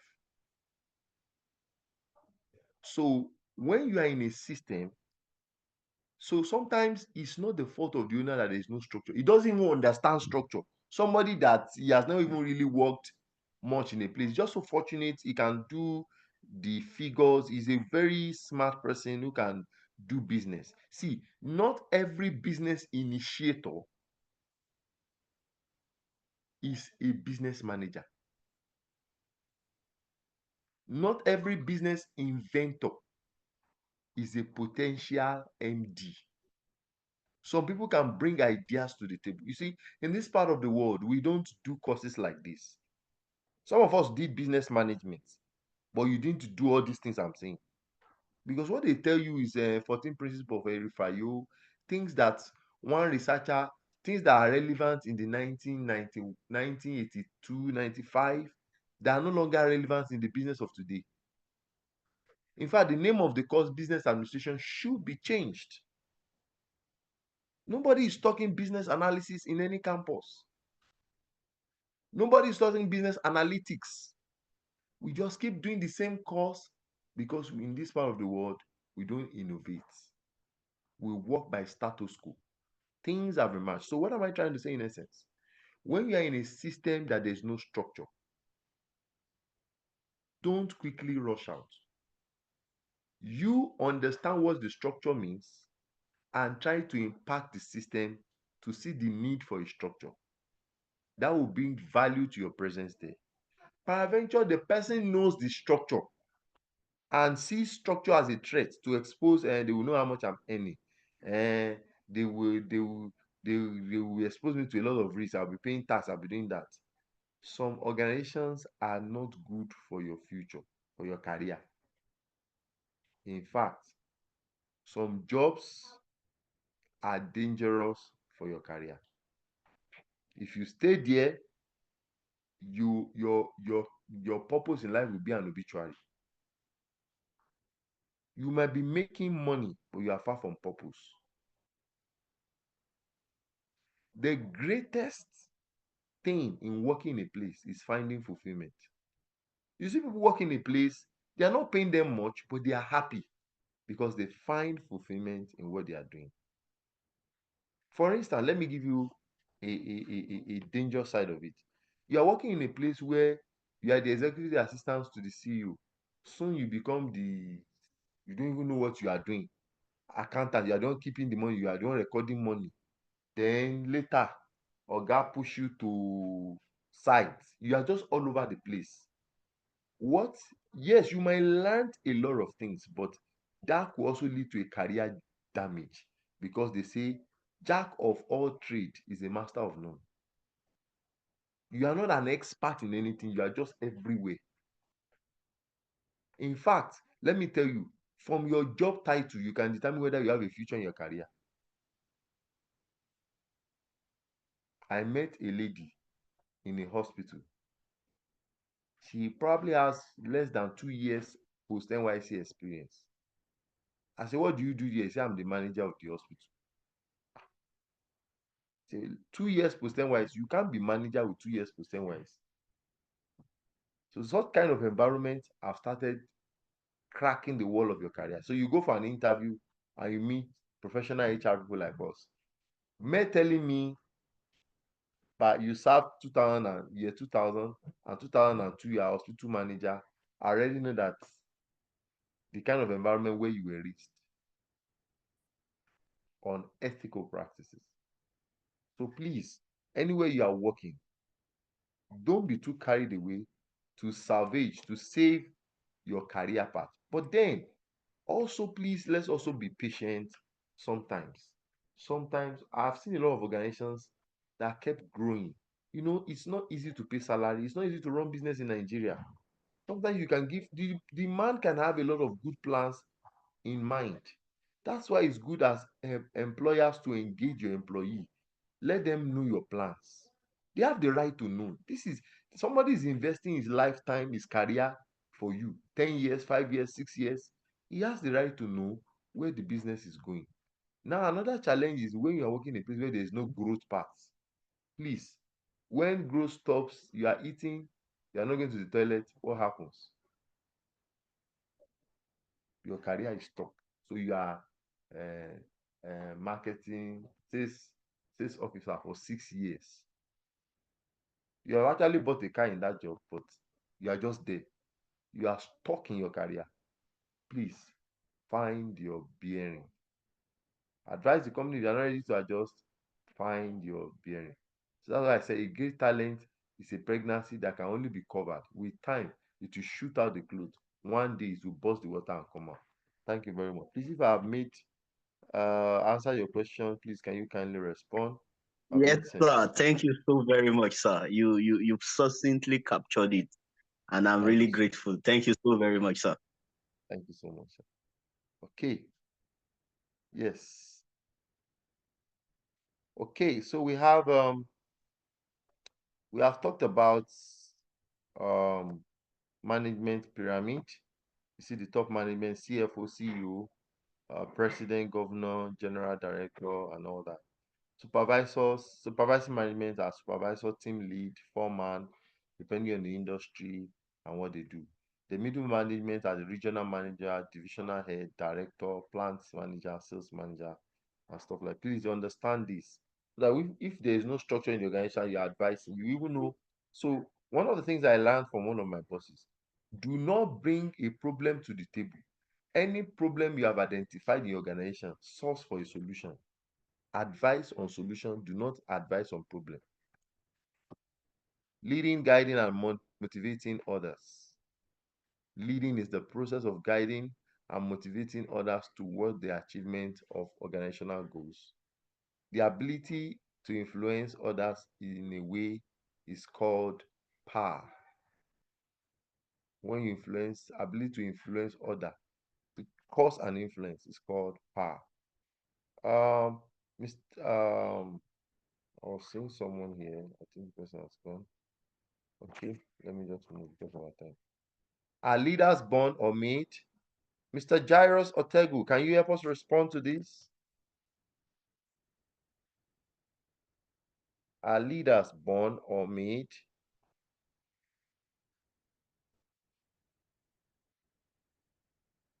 Mr. Jairus Otegu? Yes.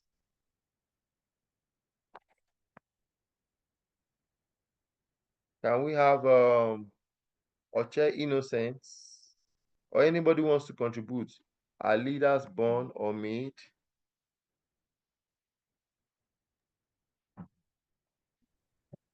Yes. Hello, sir. Yeah, you're welcome, Hello. sir. Yes. Okay, yeah. Leaders are made and not born, because it is the experience that makes someone a leader. If you've been working and you have experiences about your business, that is good times will come, bad times will also come. So those experiences makes a good leader. So a leader is not necessarily born, but made. It is in the process. You have to pass through the fire, as the saying goes, that gold, before gold can shine, it will pass through intense fire. So if we want to be true leader, it is via the experiences we are getting in our various workplace, in various stages of life, the decisions we make with those experiences.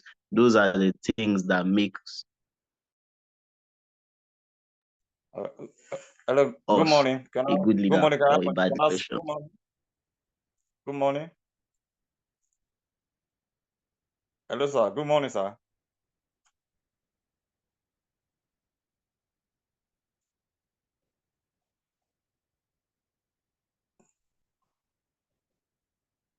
Good morning, sir. Good morning. I can hear you. Good morning. All right. Okay, it's me, James. Maybe my name is Jimoski on the line, but my name is James. Welcome. Okay, so I believe leaders are born and also made. Yes. Why I say so is that I'm not trying to go spiritual, but if we are looking at the spiritual aspect of it, there were a lot of people who were a better leader in ancient history in the Bible who made good decisions when there were no civilization and education at all. And if we are looking at the current world we are in, there are people who have all the education and degree background and they are making wrong decisions. And I don't want to use this country for the example, or we Africa, our leaders, for example. So I believe leaders are also born, leaders are also made. It all depends on the mindset of the person and what the person want to do, what the person want to achieve. There are some countries you travel to abroad. When you look at the development of the country, you will wonder, are these people different from the kind of people we have here? And like I said before, there were people back then in ancient days that make good decisions and do good things that even they didn't know how to write their own name until today. Some of us that are educated, we are learning from some of those stories now to even build our life, and we are also taking experience from that. So for me personally, I believe they are both on the same and they are the same thing that they are born on. So thank you very much. Can I ask, please, the house will permit me to ask him this. Can you give me an example of a leader that was born in the Bible that you quoted? Okay, and leaders that were born in the Bible, for example, okay, I can mention Moses, for example. Moses was a good leader, and I can also mention um should I say David, for example. Those are the a good leader. Okay, I so don't know. if you are mentioning Moses and David, for those of us who are familiar with Bible, for some of us who might not understand, Moses was made. Moses had to go to stay in an Egyptian house and went for Egyptian education. Okay, David, of course, you see that David passed through stages. okay, Joseph passed through stages. So I'm just trying to enlighten you on that, okay? okay, I'm not saying your viewpoint that leaders are born is wrong, okay. but I'm just trying to make you see from this perspective. Do you understand? I like the argument.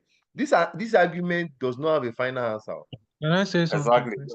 exactly, It exactly. has been in conferences and nobody has been able to, because everybody has their own risk. Yes, someone can say something. Someone wants to talk. Yes, Thank you so much for your contribution, sir. thank you very much. Good morning. My name Yes. is Jonathan, and I'm here as Stella. So, based on this, I think when someone says that leaders are born, I think they might be saying something that is actually true. Considering the fact that, for example, two persons can experience the same series of things, and at the end of the day, one of them will turn out to be a good leader because of the experience they had. And one other person who had the same exact experiences will not still be able to be a good leader or lead. So in such situation, you can say that this person was able to become a good leader from these experiences because they were born leaders naturally. Do you understand? So I Yes. think there is still an argument based on the fact that leaders are born and not made. But when you say that leaders are made from the experiences they get, you can also see that person making that argument is also making a very good point that is actually true in this situation. So for me, even to say, I think the both of them are true. Leaders are born and also made, but the circumstances can be different. Thank you so much. I can see Mr. Afi Salisu online. Professor Afi Salisu. Hello, sir. Can I say something? Yes? Yes, go ahead. Let's know your name and we talk. Okay, good afternoon. My name is Esther, and for this question, I would go with the fact that leaders are actually made.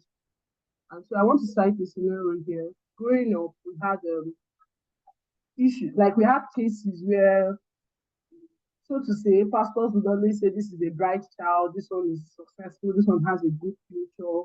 And over the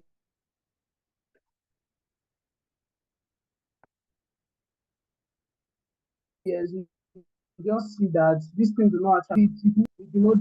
And so that's why I'm of the opinion that leaders are actually made. So you have your own part to play. You can have your traits, of course, for those people that believe in these character traits that they would always see. So you can have those traits in you, but you still have a lot of work to do to make sure that you are a made leader. That's what I have. Okay.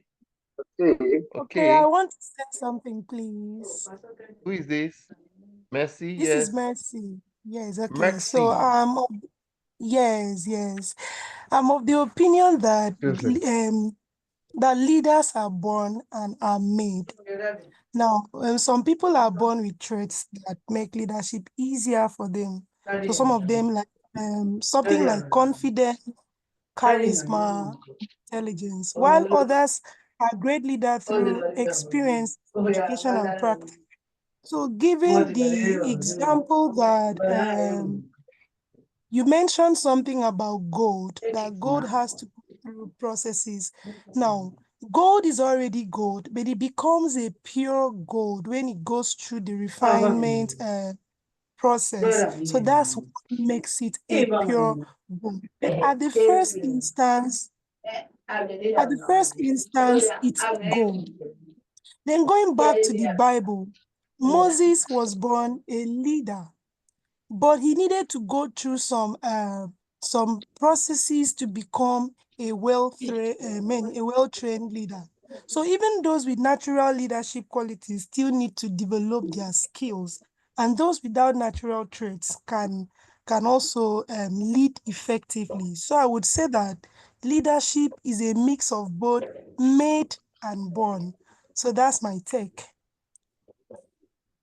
Thank you, brilliant one. Jimoski David. Hello.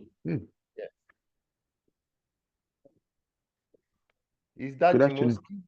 Yes. No, this is Mr. Rashid Jalil. Okay, please go Hello, ahead. sir. Yes, sir. Sorry. Simple one. To brief it, my belief that leaders are made. Just they are made by their environment. They are made by their experience. They are made by their knowledge.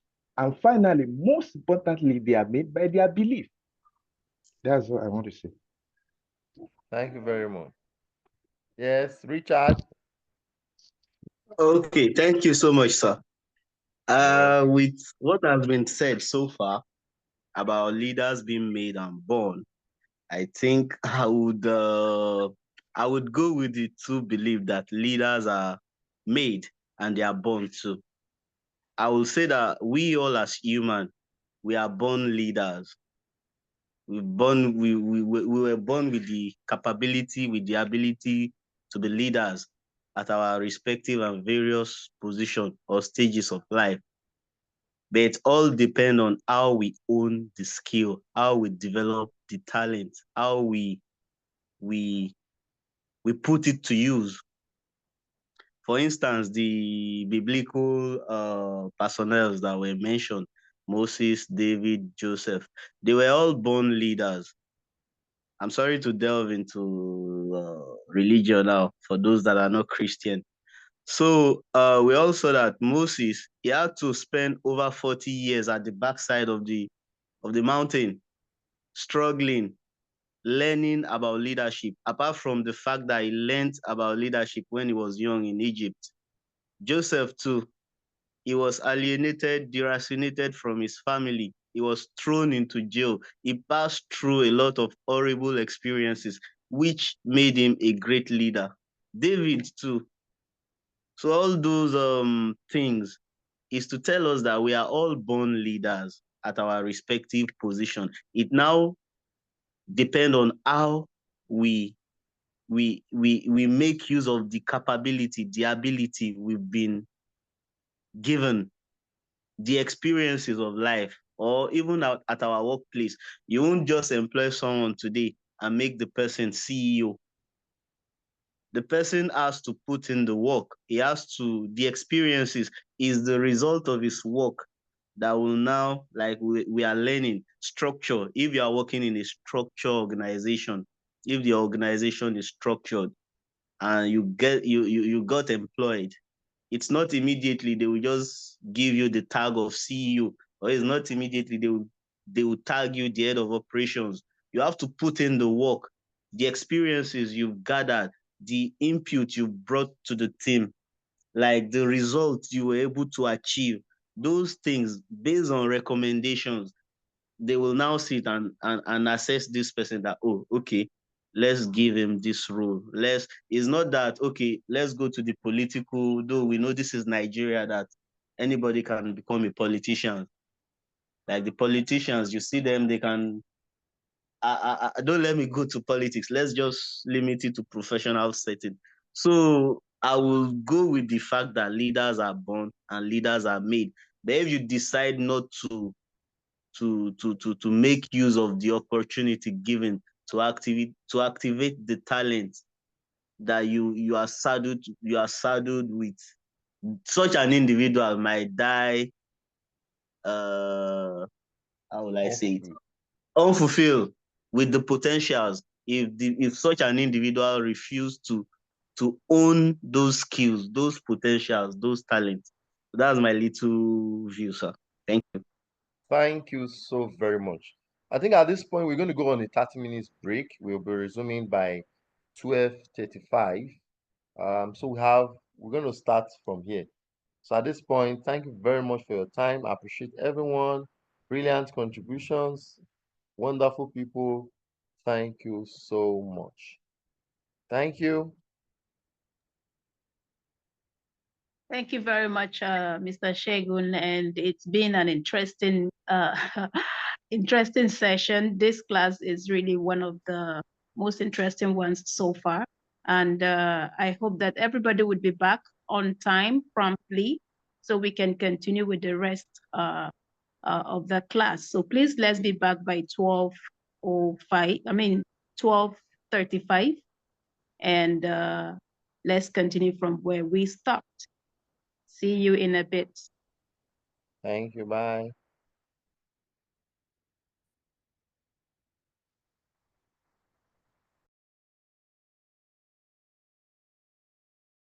Additional researchers argue that leaders are both made and born. However, researchers estimate that approximately 2/3 of leadership is a skill that can be developed, and only 1/3 is something we possess at birth.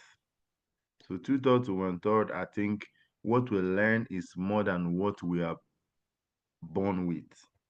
So if you see leadership in your future, seek out leadership development opportunities. So in fact, it's something you have to discover in yourself. And we are talking about leadership at different capacities. I was opportunity to be a panelist at an event last 2 weeks. Was it last week or last 2 weeks? I don't know. Last week, at the Human Rights Commission, blah blah blah, in Abuja here. So, someone asked me, from the audience, that is does women does a woman have leadership potentials or something, or how can women discover, are women leaders, or can be something like that. I told them straight, every woman is a leader. I mean, you are in charge of some responsibility, whether you like it or not. If it's not your husband, it's your children. Even if you are not working in any ministry, you don't lead anything, you have to lead right your children, your child. I mean, someone is depending on you for something, and you've got to create a positive influence. So leadership is what we must discover in ourselves and develop competencies. There's a course we did I've done it in a couple of places on developing leadership competencies. And that's also it. We should develop our competencies. I mean, there are quite a lot when you talk about leadership. You want to assess your emotional intelligence, social skills, self-discovery. You want to understand your leadership principles, your perception about people. You want to understand your capabilities in terms of equality, diversity, and inclusion. You want to understand your strategic mapping. How do you strategize to achieve results? People management skills, negotiation skills, conflict resolution skills, quite a lot of things to learn to be quite an effective leader. So I hope with this few point of mine, I have not offended anybody, and I think we can move forward. If you believe and agree with me, can you say yes? Please move on. Nobody's talking. Yes, you can move on. Thank you so much. Okay. So leading, guiding, and motivating others. Researchers have identified 5 primary causes or bases of power. 5 primary sources, or bases of power.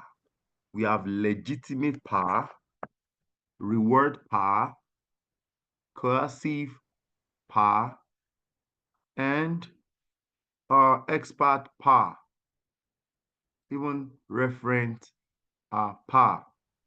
What does all those things mean? To break down the grammar.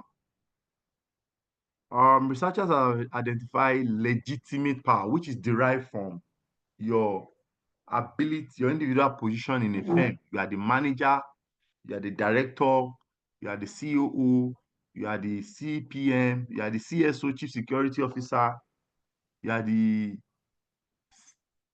CGO, Chief Gateman Officer. You are the anything. That's legitimate power. Power handed over to you by some kind of authority where you work, where you are. Then what we call reward power is derived from individuals' control over rewards. Your control over rewards. You derive such power. Then the coercive power, which is derived from an individual's ability to threaten negative outcomes. Some people can, take charge and then threaten a negative outcome. That's coercive power. You're driving a car, and your younger brother is with you who is in 400 level, and then some bike man, drove rough and still insulted you, saying you are very stupid. Okay, you don't get brain. And you're like, why will you talk to me like that? You say you decrease.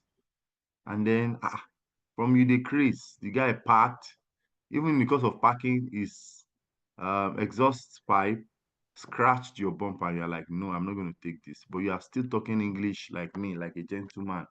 You don't like wahala. And then your younger brother came, uncle, just sit down. And then created the scene. Even the guy was begging, sir, organo vex. So there are some people, ability of an individual to threaten negative outcomes, to work on negative outcomes and take charge. It's a coercive power. Expert power, which is derived from individual extensive knowledge in one or more areas. Expert power. So sometimes when you have knowledge, you can earn power in a particular field and take charge, and be the boss there. Sometimes when you are doing training, people look up to you like, this guy is one that knows, an expert in this field. Let's learn from him, So referent power, which is derived from an individual's personal charisma and what? And respect. And the Respect respect and admiration. or admiration the individual inspires. Some people, they can walk into a place, let me make you laugh here. A friend of mine said she went to their village and then attended the church. She used to stay in Abuja, or she stays in Abuja, and then she's a banker. So Going to their program that day, everybody was contributing 1,000 naira, clean notes, and put it in the box. Nobody knows what anybody's dropping. He said, "Can you hear me, please? Can you hear me now?" Yes, sir. Yes, you were breaking. Yes, we can hear Okay, you yes. now. The network was fluctuating, but it's better now. So one of the ushers now went to her, say, "Auntie, please, how much change do you want to collect?" In the offering, I know you are the only person that can drop that one. I was like, what? No, nobody in this our church, you pay 1,000 naira offering. You are the only person, and you are the new person. So how much change are you collecting? You know, there are some people that just have that charisma. They can take charge. They come into a place. They can coordinate decorum. They can command respect. It's called referent power. They dress. They have the charisma, the look, the demeanor. They command respect. They might even not be somebody, they might not have all the qualification, but the way they look, their presentation, command of grammar, expression, appearance. And that's why we also encourage that you must learn to dress well. Dress to suit the purpose for which you are dressing. I mean, the place where you are going. It's very, very important. Leadership styles, we talk about.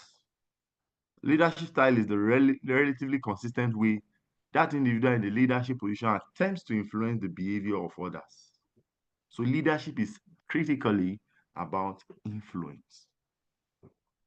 Not bad influence, but good influence. Ability to make people begin to contribute their inspired devotion towards a cause to achieve a goal which adds value to a system.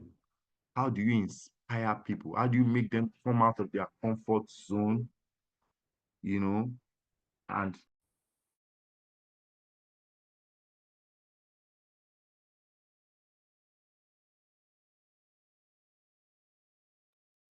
so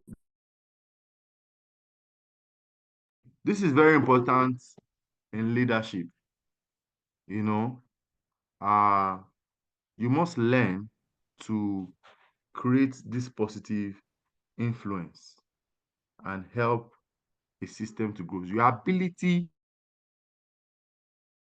to create a positive influence towards achieving organizational goals is your leadership capability.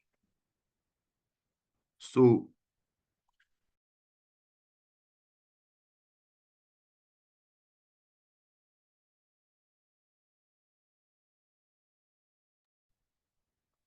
we have autocratic leaders.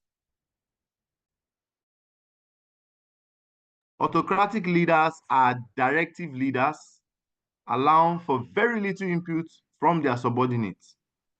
So the question is, are you an autocratic leader or not?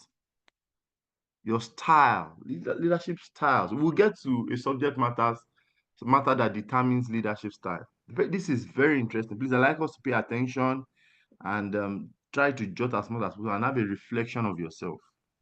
There are three types of participative leadership.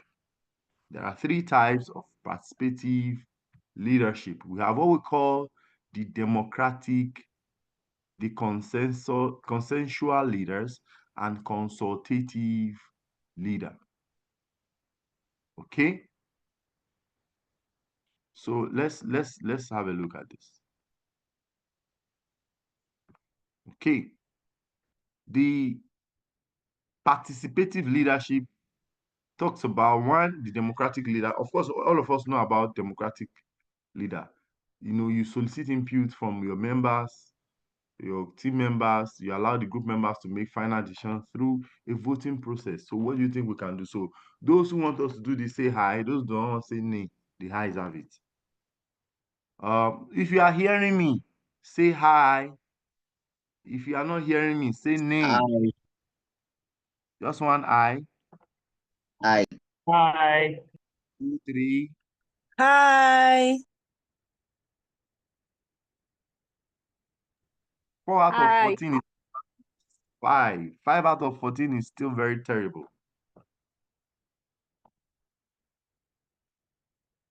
Yes, just 5 people are hearing me. Oh my God. This is not good for Hi. me. Just 6 We people out can of hear you. 6 Hi, out of hi. 7. Okay, 50%. Great. Just 7 people out of 14 are hearing me. Oh my God, this is not a pass mark. Jamb is going to send me back home. 7 out of 15 is hearing me. Oh my God. If you are hearing me, say hi. Say hi. Hi, hi, hi. Can you unmute and say hi? Hi. Ademola, thank you Hi. so much. Ademola got from 7 to 10. Ademola's high is 3. Yes. Thank you very much, everyone. If you are not saying I, then Hi. the eyes already have it. I don't care again. Thank you. Oh, great. Okay, so there are 3 types of participative leadership. We talked about democratic, consensual leaders. They encourage discussion about issues, then require that all parties involved agree to the final decision. The person, such leadership style wants to see how everybody is involved. It doesn't just want to take. You see, the first one is about voting. This one is about discussion and getting everybody to agree to the final decision. This third one is consultative. Confer with subordinates for making a decision, but retain the final decision making authority. Okay? What we are saying here is that, just a second, okay? You confer with the subordinates before making a decision. You want to see, I mean, what they would do, what they want, what they are, the direction they are looking at, but you retain the final decision. I've listened to all of you, but this is what we'll be doing. That's what consultative. That means you actually get their views, but you still have the final decision. And then we are talking about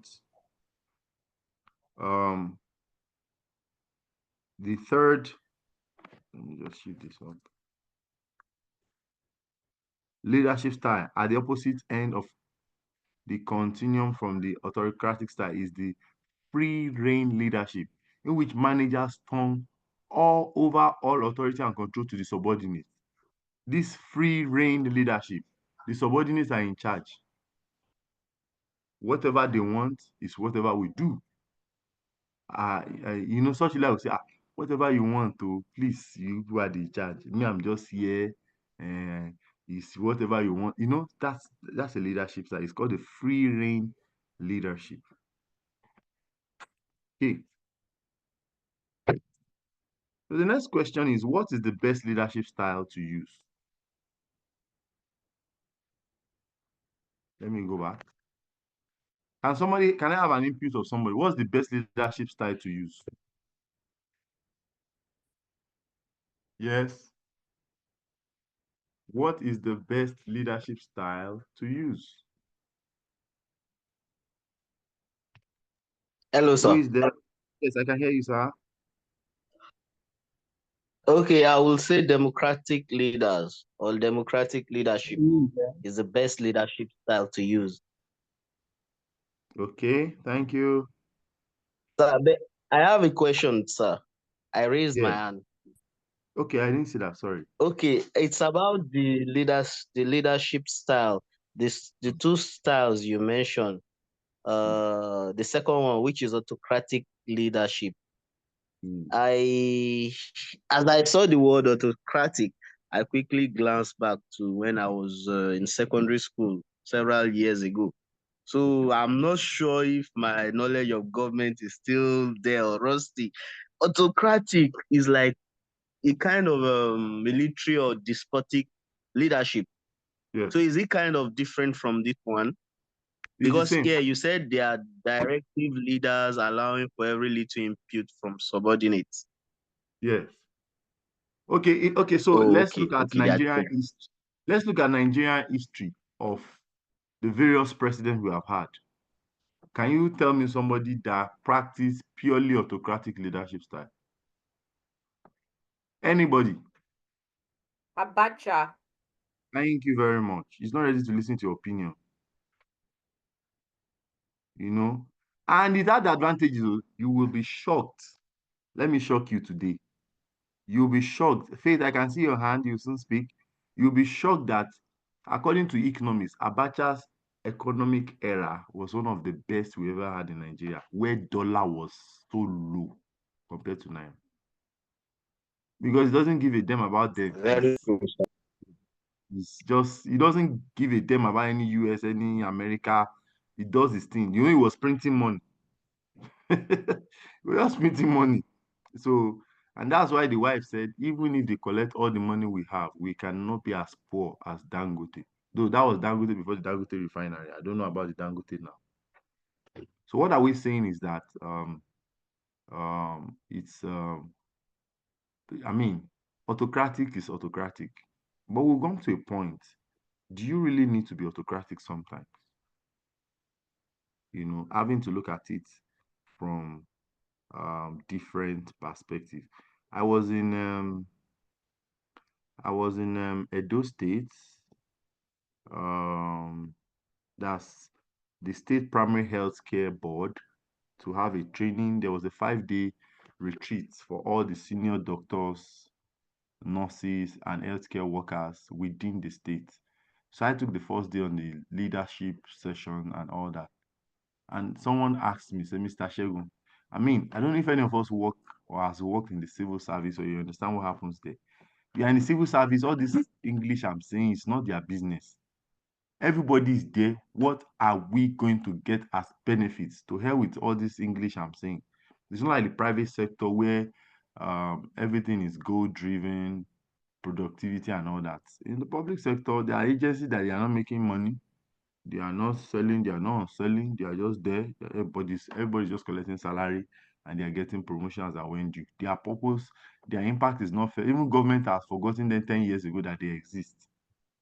He now asks me, which leadership style is the best? And that leads me to the next slide. Faith Abeka, we can hear you. Oh, okay. So I was going to talk when you were asking the question that which leadership style is best. I was going to drop my input, but since we are moving on, so I was going to say no leadership for me in my own view. I don't think there's any leadership style that would be best, depending on the situation per time. Any of the three leadership style could be employed. So I wouldn't say one overrides the other. So depends on the situation. That's my take, sir. Thank you, Lawal, my brother. Can I have your opinion? Let's to me, I will prefer consensus with style of leadership, where everybody we have a sense of belonging or contribution. Then we all reach a compromise, rather than maybe someone only one person is taking the whole decision. Okay, so Kenny, consensus leadership is not bad. But have you find yourself in a situation where you are a leader and people messed you up before? Actually, yeah. As in, It they can messed happen, you. of course. At some point, as a leader, you must have a firm stand, but you can still get from other people's opinions, sample, or even if you have your own decision already, you can still allow people to make few contributions, then draw everything, put everything together, and use it to make a final decision, final judgment. You can add one or two things from their suggestion, then you will see a better result. I feel you can get better results. Sometimes they said two good judges are better than one at times. Yes. So Stella, what do you thank you, Lawal. Stella, what do you have to say? Okay, good afternoon. Thank you. For me, yeah, based on my experience, I think there is no certain this thing that you can say is the ultimate leadership style. You understand? There's never been I've been opportune to lead in so many so many places, and there has never been a time when I tried applying one particular leadership style and it worked. There must be a time when you will need to mix up some other styles, okay? But what I think should be done at every point is you need to have a particular this thing established style that you can say this is the like, for example, now you might say what we'll be doing is this one will be our key style. Most of the things that we'll be doing will be based on this particular leadership style, but there might be some unique situations that may arise and you will need to apply some other styles, to make things work out. That's what I think. Okay. Yes. Thank you very much.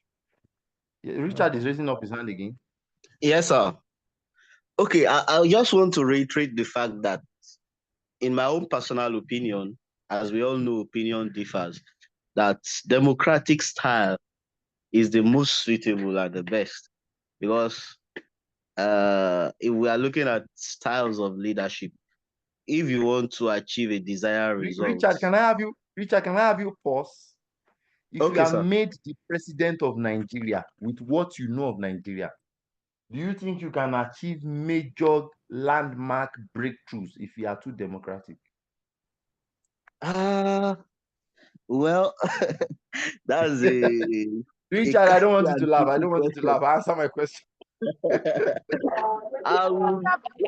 No, sir. Sir, I will say I can. Hello? Can I go ahead? I can hear you. Yes, I will say that I can if with the Hello, democratic Mr. setting, for Segun. instance. Yes. Okay, sorry to cut in. Please, if anyone wants to speak, please raise your hand and then you will be appointed to speak because we are kind of disrupting the class. Thank you so much for your understanding. Thank you. Thank you. Okay, Richard, I Okay. can hear you. Okay, thank you, sir. As I was saying, I'll say with the present situation of Nigeria, if I'm to be the leader of Nigeria, the best available leadership style to still use is the democratic style of leadership. For instance, we are in the democratic era whereby election is carried out. Before the president can take some decision, it will go through some vetting processes. For instance, from the House, from the Senate, and from the other powers, the executive powers, the judicial powers. Recently, what happened let's take an instance of what happened in Rivers State. The president declared a state of emergency as the And all the CGFR. senators agreed. Bam. All of them Richard, agreed. and that's democratic. All the senators agreed. It is democratic in a way, even though the president might have voted them. Richard, you're a politician. I get you. You're a politician. Yes, sir. Okay, let's hear Lawal. I have contrary opinion. Okay. With what I've seen so far, most especially in Africa, democratic system of government will never work for us. We are not yet mature for that. I want to believe we need iron hands. A bit touch of military, it will be better for us to act. It will help us to get results. Because under democratic, you see so many dragging, you want to take some very vital decisions. You have to pass through Senate, you have to pass through House of Rep, you have to, money needs to exchange hands. You need to buy a lot of people to your side before you can take something that is very, very crucial to the development of your country. Who does that? Under military, they don't care.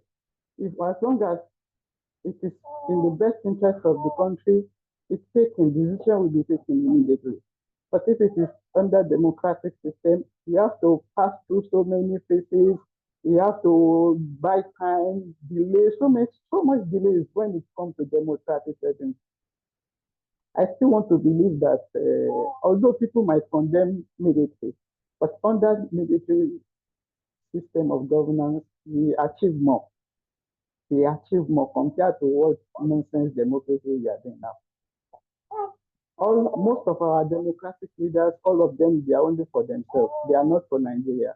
They are only after what they need to achieve for their family alone or enrich their pocket.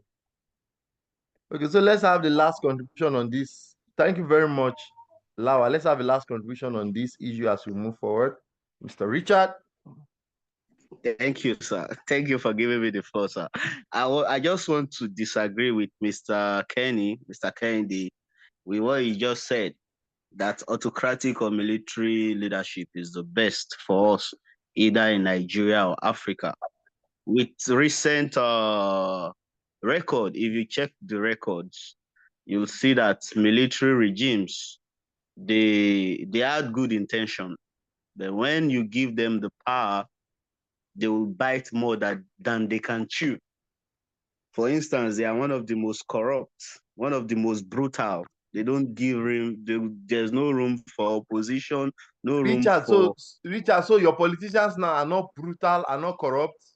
They are, sir. They are. They are not worse. They are worse. They are worse. Richard, can I remind you that in the last administration, the Accountant General of the Federation walked away with 80 billion naira and yes, nobody did anything. That's true, sir. Accountant General is supposed to be the climax of accounting in our nation, and he stole billion and nobody did anything. It's true, sir. But still, sir, the beauty of democracy is that there's process. Even with the corruptions, with whatsoever thing that happens, there will still be room for fair hearing.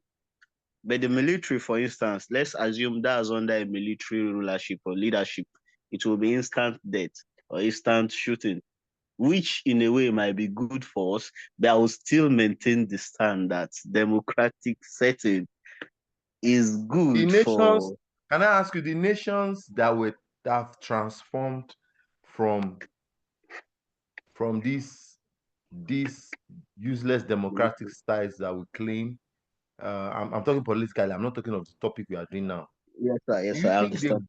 do you think they got to where they are without being brutal about judgment? If you steal public funds in China, it's instant death. Yes, that's true, sir.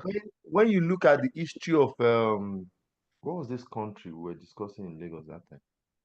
I forgot. Where you have in fact, in Singapore. Ghana, in Ghana, you said Singapore transformation in Ghana. Rollins had to kill some of the rich guys in town to move Ghana. Do you know where we are? Do you know that Ghanaian currency, CD, or what do you call it, is more higher than Naira? I have been in this life when Naira was still maybe 50 something Naira to $1. And I was in an European country, my brother. You want to buy a bottle of water, by the time we convert our money, it's 2,000 plus you are using to buy water. And nobody is moved. Nobody is moved. Go to the airport, the immigration officer, this is a class, I'm not saying it to the public, will ask you, guy, happy weekend, your boys are here. That's where we are. Our standards have dropped. Is there anybody that studied marketing as a course on this platform? You graduated, you studied marketing or management? Is there anybody?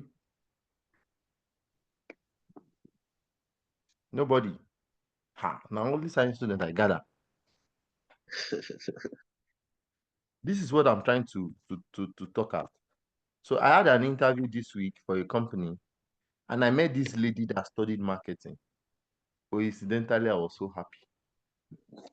So, and I asked her, I don't just know, I just felt like she just threw all over the place. And I asked her, Okay, do you know Philip Kotler?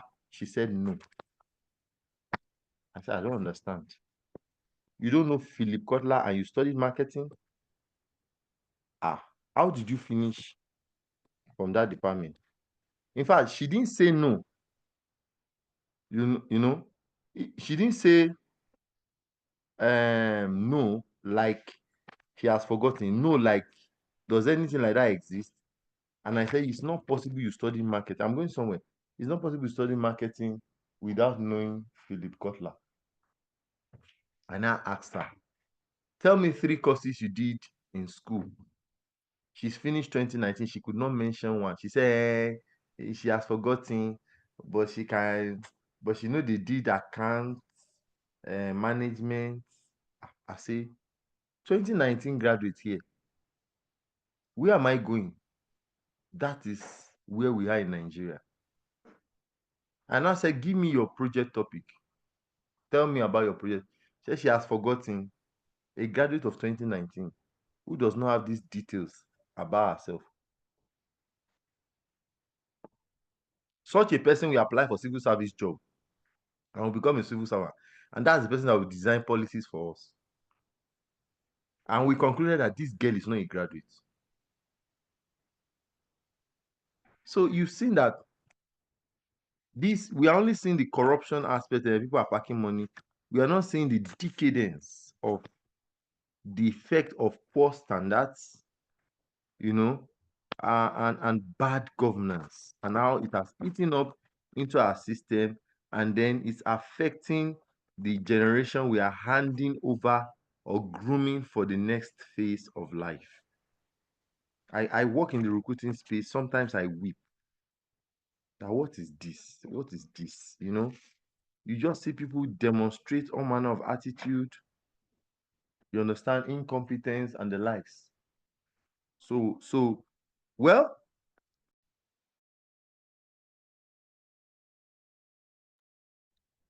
so what we are trying to say is that there are different leadership styles. That's what this class is all about. And we are trying to learn here and raise leaders, and that's why we are here. So no style works best for all situations. Great leaders vary their leadership style based on what the situation demands. That's a very important statement. So when they ask me in Benin that what is the best leadership style, I was able to answer them and said it's situational leadership. The situation you find yourself, will determine the leadership style you are trying to or you need to use. So situational leadership, and I think they were satisfied. So some situation may call for urgent action, and in these cases, an autocratic style of leadership may be the best. This is where we are going, and everybody must do it before 1. I don't need the opinion. Go and do it. Because there's a goal, there's a target, there's an objective ahead. So the democratic style is best suitable where team working is essential.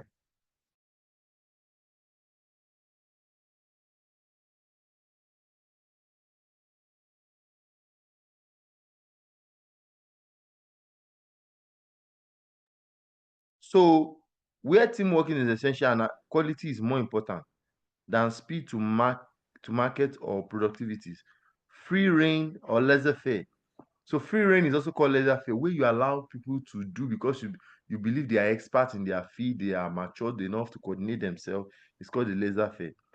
It can be effective if the leaders monitors what is being achieved and communicates this back to his or her team regularly. Most often, free reign leadership works for teams in which the individual are very experienced and skilled self-starters.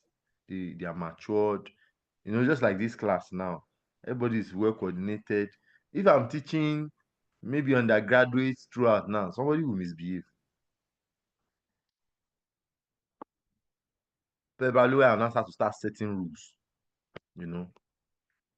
So leadership styles of managers. I hope we all agree to this. If you do not agree, please send me money, please. I will teach you better.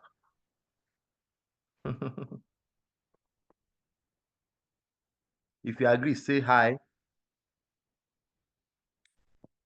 Aye, sir. Okay, I have one eye. I have just one eye. So let me see others. Hi, sir. Hi. Thank you. Okay, so everybody's agreeing. I'm a successful teacher. If you are condemning military, is Libya better off under Gaddafi than what they are right now? Go and check record of Thomas Sankara. People don't carry this entire history. What about Sir, please tell Mr. Kennedy to check about bad military leaders such as Idi Amin, such as Teodoro, what's the name of this guy in Equatorial Guinea, My or brother, Ali they gave us Bongo, all wrong these picture other about guys. Idi Amin. The Western world only painted Idi Amin as a president. That is what they gave us in the movie, not rape. It wasn't like that.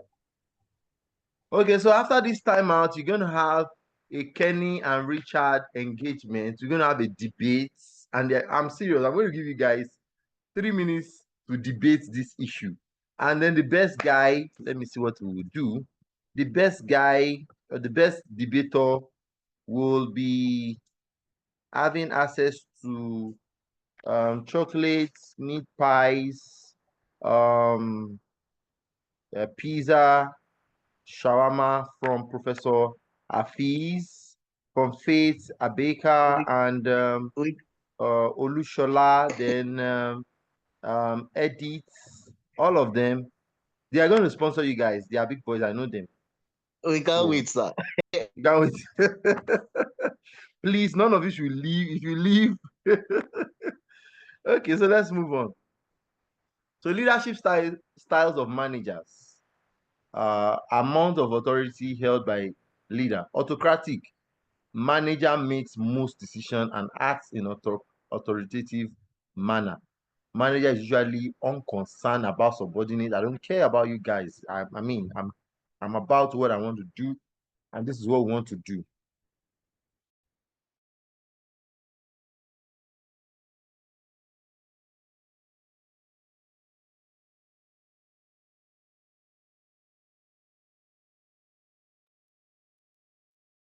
Okay, emphasis on getting tasks accomplished. Approach is used mostly by military officers and some production line supervisors. Participative style, democratic, consensual, consultative decision making with group members and encourages teamwork. Manager encourages decision of issues and alternatives. Manager is concerned about subordinates' ideas and attitudes. Manager coaches subordinates and helps coordinate effort. Approach is found in many successful organizations. Free reign, which is the laissez-faire. A manager turns over virtual all authority and control to group. Members of group are presented with tasks, giving freedom to accomplish. Approach works well with highly motivated, experienced, educated personnel. Approach is found in high-tech firms, labs, and colleges. Employee empowerment. This is sweet. Employee empowerment. Okay. I love this course. So lovely. Yes. Okay, we move. Empowerment means giving employees increased autonomy and discretion to make their own decisions, as well as control over the resources needed to implement those decisions. So when you give people the ability to make decisions and control the resources to make these decisions, this is not found in most startups. This is not found in most private firms. Everybody looks up to the one man who is the head and the visionary, the founder, before anything can be done. But in more structured systems, employee empowerment is profound. Management use of employee empowerment is on the rise. This increased level of involvement comes from the realization that people at all levels in the organization possess unique knowledge, skills, and ability. So there are three things that the organization is paying for in you. It's called the KSA, knowledge, skills, and ability. So what do you know? What skills do you have? What abilities do you have? Your abilities are your soft skills.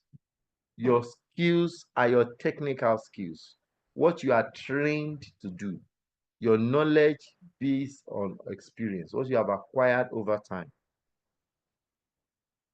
So, and those things can create value to the company. So we have talked about employee empowerment. We are on corporate culture. The set of attitudes, values, and standards of behavior that distinguishes one organization from another is called corporate culture. I was at Ikoyi some years back, and we went to a company. We had a reception. I was with my boss, and the staff of the company will walk past and go up and down. My boss, of course, is older than me by far, and then these people will walk up and down, and nobody will greet you. Everybody just walk past you as if you don't even exist. So I was like, kind of, what's going on here? Then the boss said to me, Segun, is like, these people don't greet here. That's the culture.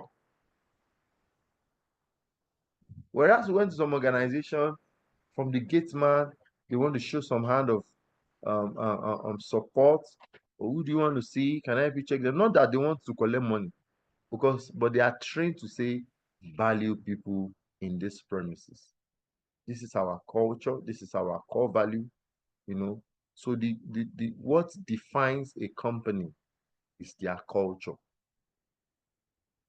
So your corporate culture evolves over time, and it's based on accumulated history of the organization. In the vision of the founders, it's also influenced by dominant leadership style within. If your boss dresses neat and smart, you see that in that company, everybody will be dressing well. If your boss believes in traveling, you see that everybody will be traveling. If your boss believes in that, you must have PhD, MSc, BSc, HND, NCE, everybody will be going to school, because that's the only thing you can do to impress him.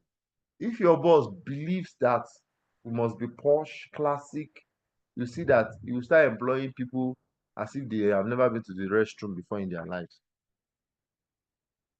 So the culture of Google working in teams and fostering innovation sometimes is overlooked why the employee perks are drolled over, but both are important to company's culture. In 2007, Google has been at or near the top of the fortunes of the list of the 100 best companies to work for, an annual list based on employee survey results tabulated by the independent company Great Price Work. So where is your company in terms of corporate culture? And there's what we call corporate governance. So the management, the top management will determine a lot the culture, style, or approach in the organization. So the architect, like in Google, would you rather work 10-hour days in short of 5-hour days in suits? So the architecture and decor of building, what people wear or job, the overall environment of the company, all these are important of the corporate culture. Many companies even develop their own language as you explore career options. Take time to consider the corporate culture and decide where they are. See, a bad company comes from the onboarding. When you get the job, you see how they'll be doing to you. Nobody gives you attention. Everybody are looking at you. In fact, the HR has started envying you. Say, how can someone come and be collecting more salary than me? Just know that you are in trouble. And you want to ask. So let me ask you a question, or let me give an idea. You want to take up a new role. It's always good to ask that. Then they ask you in the interview, okay, do you have any question for us? Say yes. Please, I would like to confirm, am I the first in this role? or I'm coming to replace someone. Sorry, if I may ask, if I'm coming to replace someone, may I know why the former person is left this role? You will see that if the interview panel, the team, they are not experienced people, they will want to use agidi to say, that's confidential. You have not been employed. Just know that you just know that you are entering one chance of your life. But when you hear, yes, the person resigns, was not comfortable with our package for the role, and at the moment the company is going to financial challenge, they are sincere. But you see that one that will tell you, well, you cannot be asking that question now. Let's see if we pick you. That means, one, the HR doesn't have experience. There's something they are covering, especially when it comes to HR and sales manager. You know, they sack those two people anyhow. These are the two people that suffer most. Sales manager, HR, and accountant. They will tell him he's not competent. Whereas they are not giving him, he's not privy to information that he can use to prepare the account. He doesn't even have access to account balance. You know, so those are the things. Controlling the fourth function key the managers perform is controlling the process of assessing the organization's progress towards accomplishing its goals. It includes monitoring implementation of the plan and correcting deviations from the plan. Controlling is such that this is what we want to achieve. But in real time, in the course of trying to achieve that thing, this is what we achieve. What is the difference? What went wrong? What was not enough? Where did we get it wrong? Oh, if this is what we achieve as against this is what we want to achieve, we cannot allow this to fly because this is not a product we have promised our customer. This is the work of control. Okay. The control process. The first thing is set performance standards and goals. Set performance standards and goals. The next thing is what? Measure performance. The third thing is compare actual performance to establish performance standard. That's why I said set your goals before at the beginning of this lesson. Then be measuring it. Am I hearing things that is changing my mindset towards my goal? And is this training calling out the best in me towards this goal I have written? Then take corrective action. Use information gained from the process to set up future performance standards. Okay. What are some of the control mechanisms within an organization? Okay.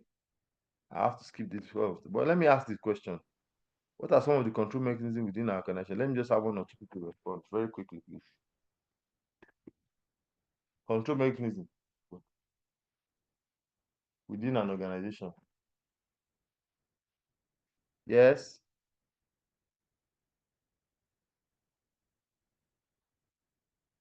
Control mechanism within anybody.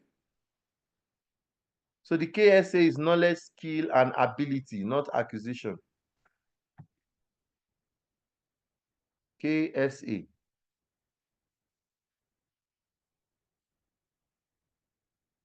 Ability. Okay, Yes. in my own. Okay, yeah. I want to make an example of in an organization, we have the audit department, which is practically into, I will say, they poke nose into all the affairs that happen in the organization. So they want to gauge and salvage anything happening just to mitigate risk or to avoid unforeseen circumstances that might touch the company. So I Yes. think, to me, that's a control mechanism in the workplace. Thank you. Thank you. Yes. Any other person? Last person?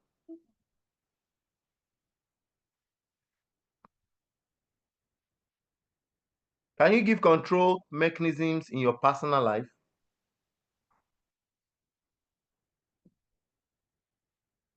Yes.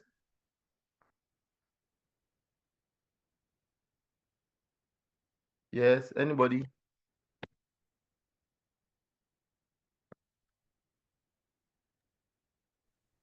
What is talking?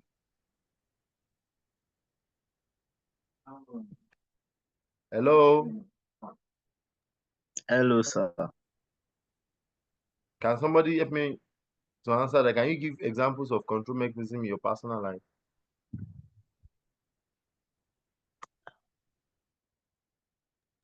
Mm. I think ensure you don't overshoot your budget. You said? Careful planning. You don't overshoot your budget, at Good. least. Good. Don't overshoot the budget. Thank you. Thank you. Sir, what about this? For instance, if I'm working towards having a good health, cutting off soda, maybe I want to cut off soda, intake of soda. I can also take that as a kind of control mechanism, personally. Okay. So cutting off soda is an action or a step as a result of what? The reason why you're cutting off soda is what? Because of health, to be in good health, to avoid some Too much health sugar. issue. Yes. Good. So that's your goal. So because if you are trying to watch your health and you are cutting off soda to reduce sugar intake, soda drinks is not the only one. So can you see how control applies? Yes, sir. I want to say you want to reduce intake of rice, yam, eba, starchy foods. So it's not only soda drinks. Can you guess it how it works? Yes, sir. Thank you very much. Hello, sir. Yes. And to the I think we guys, if you want to save more money, what is the first challenge guys have, and where does your money goes into first? Your major sort of draining your finances. Let me create a healthy wahala. No lady should answer, only guys. That- That your Hello, laugh sir. is risky. I don't want to answer on behalf of others. Someone has already answered. He said women. Mr. Ah, Segun, that's we the are women. right here. Mr. Eh? Segun, women are right here. I didn't mention women. I'm just trying to talk of financial prudence. Oh my God, don't even go there. Is it bones? What they call that hair? Bone what? Bone straight. Top. Someone wants to buy head on top of her head. 500,000, 400,000. You're earning 150, 200. That person will kill you. You better run for your life. Okay, sorry, let's go back to class. Thank you very much. Oh, I don't want the ladies to say anything. I don't want Allah. They will come and crucify me here. I'm just trying to teach my guys how not to, somebody that eats okpa in the office is asking you for shawarma of 5,000 naira. Can you imagine? I mean, how people can so much not be considerate in this world? Anyway, if you love her, spend for her. That's my lesson for you. Okay. Okay, that was just a joke anyway. Okay, managerial roles. They fall into three basic categories: informational roles, interpersonal roles, and decisional roles. So a manager's interpersonal roles are based on various interactions with other people. While acting in a decisional role, a manager may have to think like an entrepreneur, making decisions about resources. Then informational role, the manager may act as an information gatherer, an information distributor, or a spokesperson for the company. These are very important. Managerial decision making. Decision making means choosing among alternative programmed decisions are made in response to routine situations. Non-programmed decisions are in response to infrequent, unforeseen, or very usual problems and opportunities where managers do not have a precedent to follow in decision making. So there are a lot of decisions we need to make, as managers. And if you don't make the right decision, you can put the company into problem. Okay. So the many roles manager play in organization. Number one, managers monitor, seek, gather information relevant, find out about legal restrictions on new product or technology. Manager disseminator provides information where it is needed in the organization, providing current production figures to workers on the assembly line. Spokesperson transmit information to people outside the organization. People want to hear from you how the company is doing. Maybe investors represent the company at stakeholders meeting. The many roles manager play in an organization: figurehead, leader, liaison, that's interpersonal role. Represent the company. So sometimes you are the one representing the management. People are complaining they should increase the salary. You will not go to them and begin to antagonize the management. You are the management. You have to be careful. You have to be diplomatic. You have to make them see reasons. Okay. Then guide and motivate employees to achieve goals. You influence people, you encourage them, care about them, celebrate successes. Act as a go-between among individuals, liaising. The additional roles as entrepreneurs: search out new opportunities, disturbance handler, handle unexpected events and crises, resource allocation, designate the use of financial and human capital resources. This has been explained. Managerial roles continue. Whether a decision is programmed or non-programmed, managers typically follow 5 steps in decision making. Number one, recognize or define the problem or opportunity. Number two, gather information as to identify alternative solutions. Number three, select one or more alternatives after evaluating the strengths and weaknesses of each possibility. So it's not that because somebody suggests, you go and implement. What are the strengths of the suggestion? What are these weaknesses, disadvantages in the suggestion before you now make the right decision? Put the chosen alternative into action. Gather information and obtain feedback. Any decision you are making as a manager, gather information to get feedback. This our new ERP system. Is it working? Does it serve us? Is it effective? Is it something we need to continue? Or do you have a better platform? Are we getting value for our money? Does it suffice to cover all the challenges in our business? These are the things managers want to know.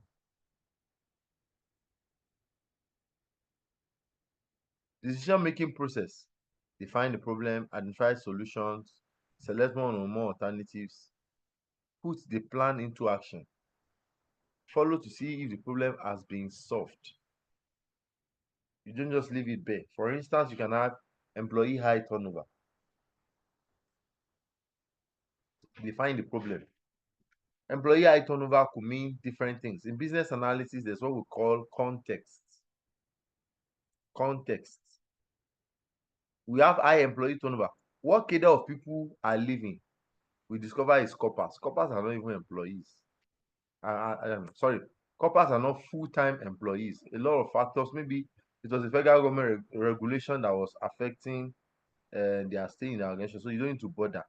But we have top management. We have our CFO has gone, GM marketing has gone, GM HR,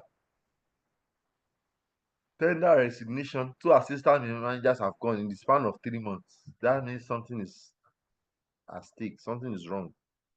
So what are the solutions? Do we need to increase salary? Do we need to have a town hall meeting? Do we need to gather feedback? Do we need to revisit the employee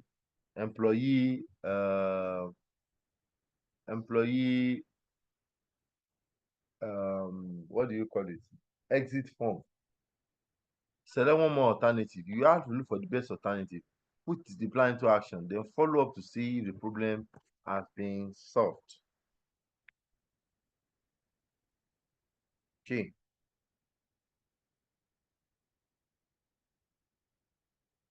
Managerial skills. To be successful in planning, organizing, leading, and controlling, managers must use widening your skills. Number one, technical skills, specialized area of knowledge. Are you an accountant, data analyst, software developer, whatever? Are you a chef? Are you a cook? Are you an accountant? Are you a finance expert? Are you a technologist? Are you a nutritionist? Are you a medical personnel? Specialize knowledge of area and expertise and the ability to apply that knowledge make up a manager's technical skill. Human relation skills. How do you interact with people? Very important. So can I ask a question? Technical skills and human relationship skills. Which one do you think is more important? If you are here, technical skills, human relationship skills, which one do you think is more important?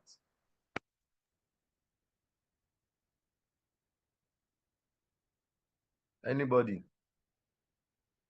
So we have what we call conceptual skills, which includes the ability to view the entire organization, understand various parts are interdependent, and Sir. okay, yes, assess how the organization relates to its external environment. That's conceptual skill. View the entire organization and understand how its various parts of the interdependent assess how the organization relates. So you want to see how the organization relates with its external environment in terms of the government, the stakeholders, the customers, you know, regulatory bodies and stuff like that. Yes, who was talking? Thank you. Okay, I was the one, sir. So Yes, what's your opinion? to answer your question, I'll say human relation skill is very important than technical skill. Looking at it, though technical skill is what is fetching money, what is fetching us money, but we lack the human interpersonal skills. We might not be able to make the money. For instance, it has been said that maybe robots are even going to take over and over the work majority of us are doing. And if that should happen and we don't have, if we are banking on the technical skill and we don't have the human relation skill, it might eventually affect us on the long run, maybe when we are out of job. So to me, the human interpersonal skills is much more important than the technical skills. That's my humble opinion, sir. Okay, thank you very much. Now note, thank you, I'm really very grateful. Your technical skills get you the job. Your human relation skills get you the ladder in the job.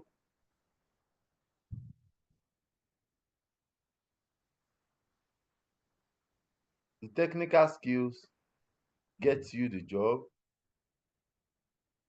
Human relation skills takes you through the ladder in the job. So these things are very important for us to bear in mind. Can somebody repeat what I just said? Your technical skills get you the job. Your human skills get you the ladder to the job, right? Grow in the job. Oh, okay, to grow in the job, yeah. Okay.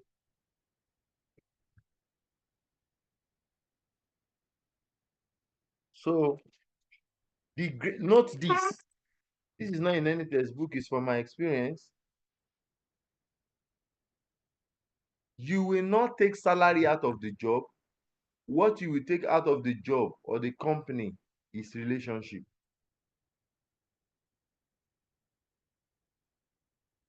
So how well do you manage relationship? How well do you manage relationship in your organization?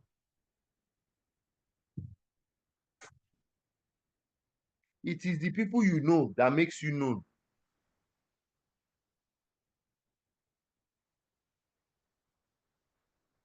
It is the people you know that makes you known.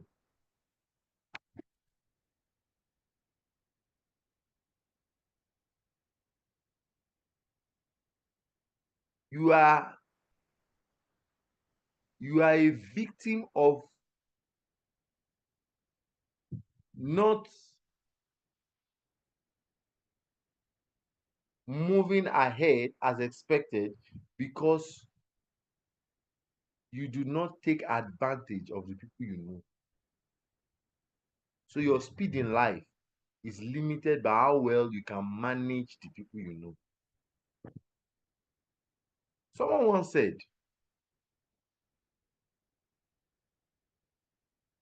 your net worth is your network. I think I will advise the administrators of this of the college to do courses on relationship management or interpersonal skills development. It's very important in today's work. A time will come, according to an Harvard review, a time will come where soft skills is what employees are looking for, not technical skills. Anybody can learn the job, but not everybody can grow in the job. The deficiency of your soft skills is the capacity of your leadership embodiment.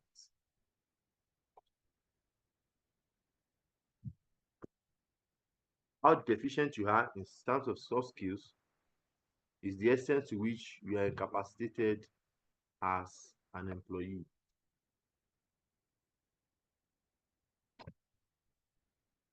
Are we together? Am I making any sense? I'm just talking jargons. Are we together? Am I making sense? Please tell me. Am I making sense? Please.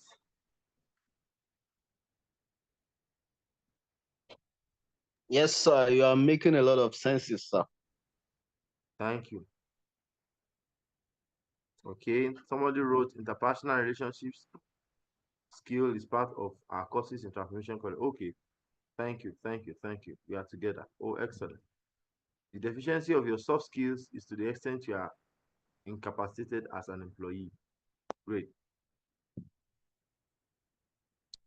So the importance of managerial skills at different management levels: top management, conceptual skills, human skills, technical skills. Top management might not need more technical skills because it's just a manager, is an investor. I mean, he's a top management, is an investor. He might not even come to the office, he doesn't know what they do there. He just like to have hospital investment. He's not a doctor. But the middle management must have human skills and technical skills. Must be able to manage people. Supervisor manager must have that human skills and technical skills. You must know how to do the job. You want to last in the company. So you can see the chart. Know how to set business goals. How to set business goals effectively. Define your vision, your mission, establish your mission statement, and ensure your goals align with your vision and mission. So many of us, we do not have goals. It means you do not have directions. Vision is what you want to become, or what you want the company to service, or what the company targets, or where the company is going in terms among other that is unique. Mission is how the company wants to achieve that goal. Fortunately, most organizations do not have a vision or mission statement. So we have short-term goals, which is between 3 to 12 months. We have medium-term goals, which is 1 to 3 years. We have long-term goals, which is between 3 to 5 years. We have prioritized goals, which focus on the most impactful goal first, which is the first goal we need to pursue, which is the first goal we need to run after. So use the 2020 80-20 Pareto principle. 80% of results often come from 20% of effort. 80% of our results come from 20% of our efforts. Okay.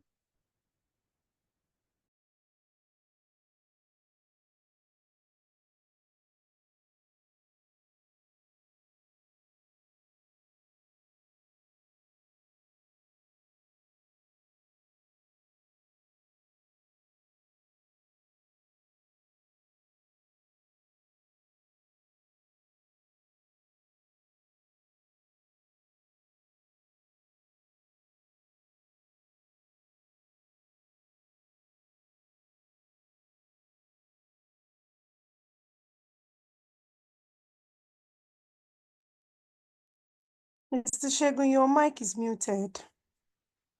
Sorry. How come? Sorry, oh. And I've been talking. Oh. Okay, sorry. I said your goals must be specific, clearly define what you want to achieve, measurable. I mean, include numbers. Let's be able to measure the goal. Achievable. Things that we can achieve. Let's not build a skyscraper in the air. Relevant. Ensure that the goals align with your business objective. Time bound. Time bound. Set deadlines to keep yourself accountable. So know how to set your business goals. Number one, categorize your goals. This goal you are setting, is it what we can achieve now, which is medium term or long or short term, or what we want to achieve? You say everybody, all the managers will have official car, and you sef you are still using golf, and you say all manager will have official car, at least jeep. Stop deceiving yourself. That one cannot happen this year, and you don't even have any manager, and your turnover sef, the highest money you have is 5 million. So you have to set realistic goals. Prioritize the goal. Focus on the most important goal. Use the Pareto principle, which is states that 80% of your result come from 20% of your efforts. That's the Pareto principle. Develop an action plan. Let it be step by step to achieving that goal. This first thing we'll do this next, and we'll do that. Then this is the person that will take this, that will do this. Assign responsibility, set deadlines to each step. Monitor and track progress. Are we making progress, or we are just static? Are we moving up, or we are moving around? Stay flexible and adapt. So for the fact you have a plan, Mr. Segun said we have a plan, strategic goals. Let it be flexible. Life, my people say, life is not as straight as a gun. Sometimes, overnight, something happens. I mean, look at what's happening in Port Harcourt. It will have affected a lot of things. Some people want to do training, they travel to Port Harcourt, but now everybody's afraid. So you have to be careful to ensure that what the goals are are not too rigid. They are flexible enough, and the company can adapt to adjust and still move on. Then next thing is celebrate milestones. Know how to identify business opportunities. This is very important.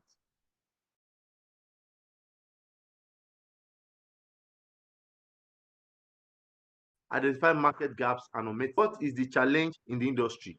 What have people not gotten yet? What are the gap areas in the industry?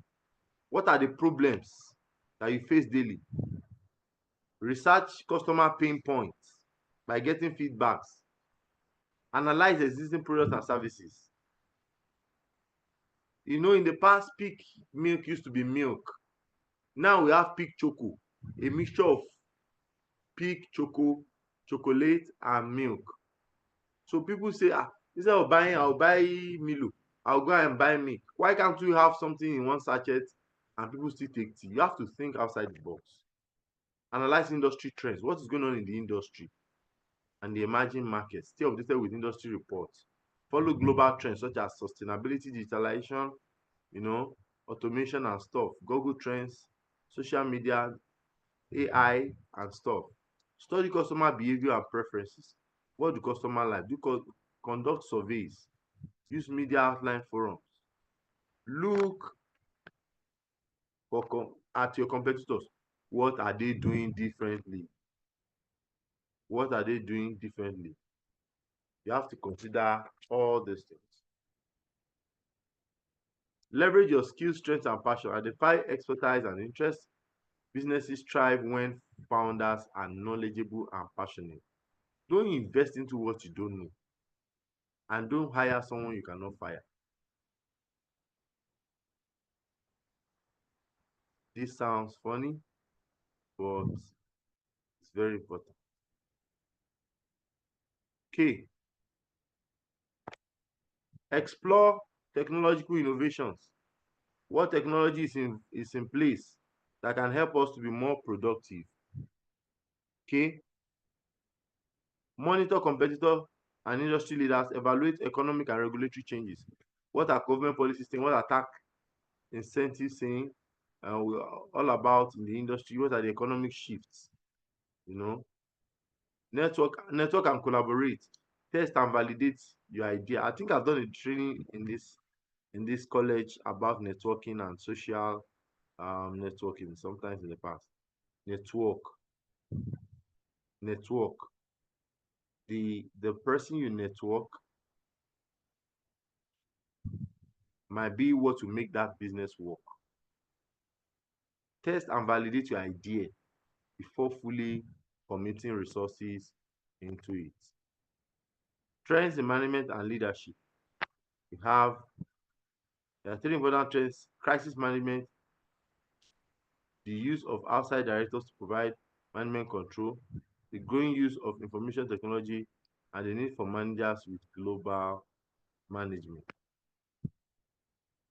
A crisis management, there could be internal crisis, there could be external crisis. It's very important that managers must know how to manage crisis within the organization. Okay, not be able to run this case study because of time. Okay, trends in management, managers and information technology. The second trend is having a major impact on managers is the profilation, proliferation of data. Data privacy. I want to do a course recently. And they were talking about the importance of this data privacy. It is very important now. Very, very, very important. The issue of data privacy cannot be overemphasized. You have to understand the importance of data management, the importance of technology. One particular useful type of technology is dashboard software, which allows you 1 minute information. You know what is happening in your company. You know, the challenges. You know where you are going. You can project and forecast. Okay. Lessons leaders learn about managing crisis. Learn from one crisis at a time. After Seattle earthquake 2001, the company invested in a notification system that could handle text messaging. The night before the Hurricane Katrina hit, Starbucks sent out 2,300 phone calls to associates in the region, telling them about available resources. And we have other lessons like JW Marriott and the Marriott CEO communicate for safety. Marriott moved its email system out of New Orleans before Katrina hit. As a result, employees were about to communicate with each other and vendors to get food and water to affected areas. A massive publicity, uh, you know, sorry. So we're rounding up. The other lessons, when we get material, we can read like that. So trends in management and leadership, managing multinational cultures. I had a training sometimes back with YFM, West African Institute of Economic and Financial Management, where people came from African countries. It was a different class for me. I've never managed such a class. But when you talk about HR policies, what they do in Ghana might not be acceptable in Nigeria, might not be acceptable here and there. Everybody has different viewpoints. In fact, there was a country that came, they said by 12 o'clock we go on break. Everybody, the whole country goes on break. Banks will shut down. Go and rest. Go and catch fun. I know if we do that here, Richard will spoil the office that day, because there will be a lot of fun, Sir, Eh? I would. All the francophone countries actually does what you said now. All the francophone countries, they take after France. Once it's 12 like this, they close the office, they resume back by 3. See? So since you are the one that knows how this thing will happen, so you are the minister for enjoyment financing.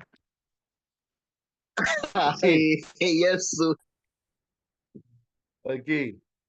So when you come to a global community, so I also want to encourage us. That's what we call ETI or DIE, but it's not die. You don't call it die.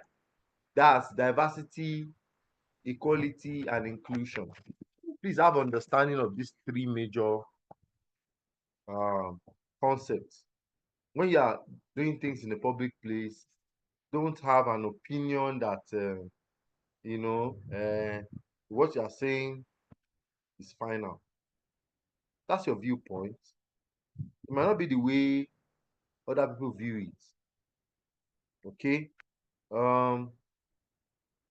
These are assignment. Please, you can screenshot it and email your assignments to the email above as we close the class. So EDI, equality, diversity, and inclusion. When you are doing things, don't come and make it a function of your tribal people. All the Yorubas do Kwarakpo. All the Igbos who do one name. All the Hausa say Mutumina. Everybody will just form their own faction. As a leader, you must not, as a good manager or a leader, you must not work that way. There must be inclusivity in your approach to leadership style and management. Okay.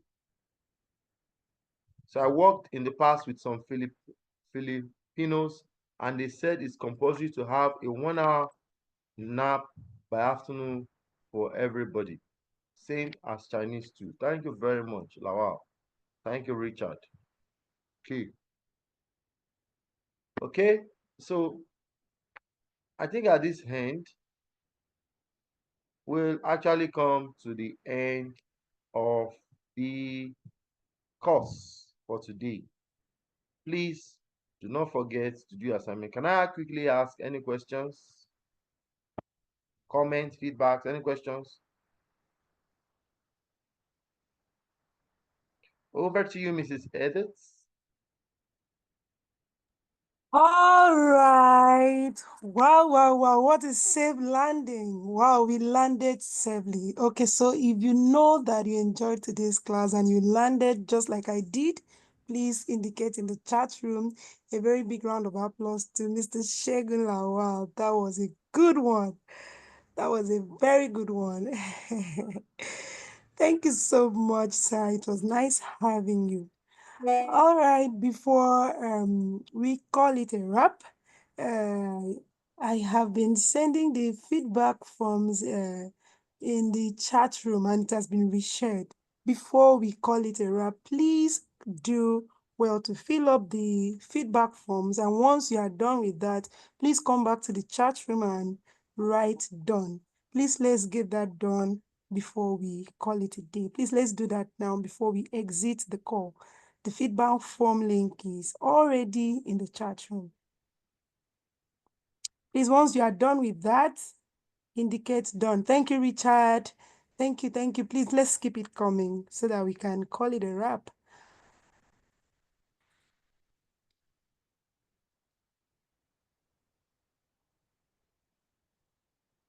Lawal Kende, please, can we see yours? Rick Godwin, can we see yours? Sela, can we see yours? Ruth, can we see yours? Jonathan, Olushola, Rashid, please, let's see your feedbacks. And once you are done with that, please type done. Your question will be answered. Please, let's attend to this. Thank you. Thank you. Okay, so while we are at that, while we are still filling up the feedback form, Mr. Segun, there is a question for you. And the question is from Ruth Marako. She says, please, how do you manage a CEO that keeps threatening managers?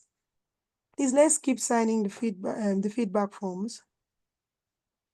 Okay, it's a very complex question. There could be reasons. You see, CEOs have their own experience. I've seen things. I don't want to start that story. I have seen things. I've seen things. I've seen things. Okay, a lady once wrote where I resigned finally from pay job. A lady once wrote request for leave and brought her dad's obituary card. She was traveling for the obituary, the burial ceremony of her dad. So she brought the card, and this is that. So she was to take 1 week off. She took the 1 week. After the 1 week, they kept calling her. She wasn't picking. She wasn't reachable. So they're so worried. They had to call the next of kin or something. She was the mom. And they reached out to the mom. How are you doing, ma? HR greeted her. Sorry for the loss of your husband. May so rest in peace. The mom was like, which husband? Your husband, daddy. Said, my husband is not dead. Go for beat. How can I say my husband is dead? He's here with me. As in, I don't understand. Daddy, come and talk to them now. Is he not here? So they discovered that the lady wanted to travel with her Bobo to Dubai, and probably she does not have leave. So the only thing was to lie. So when you meet such a CEO that is telling you I don't believe in leave, you might be a little bit feel is rash, but you see that was so heartless of the lady. Your father's obituary. I will also tell you another case we had in a scenario. I think Mr. Okay, he wasn't there, but one of us was there, not here. Now, he was talking about a case. He said he worked in the pension office, one of my participants. And usually what they do when they want to give you your gratuity or stuff like that, they try to delay for 2 days. Maybe if there's just to clear if there's anything that wasn't clear. So this guy came with his dad's last wife to lay claims. They brought death certificates, brought this, brought that to lay claims of the son was the next of kin, of course, the man's gratuity. So they've done everything. Said it was on Friday. We're supposed to give them the check. They now waited. So the GM of the pension company just said, let's give them on Monday now. Why are we rushing? On Monday, the man came, the father of the boy. I've not been getting alert. What is going on? They said, sir, you are not alive. You are dead now. This is your death certificate. Who are you? The man said, can you imagine? So what am I trying to tell you? You see, there is a course we call managing generations in the workplace. So when you meet such a CEO, so eventually the man came on Monday, and those people wanted to collect the money on Monday, so they now met. It was his last wife and his first son that connived to collect his gratuity while he's alive. So if you meet a GM that is a bit reluctant about disbursing funds, even when you want to prove it's genuine, they are relating from experience. But now let's talk about the worst case scenario. Any man who threatens you, please leave them. Threat is powerful. Threat is powerful. Don't force yourself on any system that you begin to say. You can summarize what they are doing as a threat.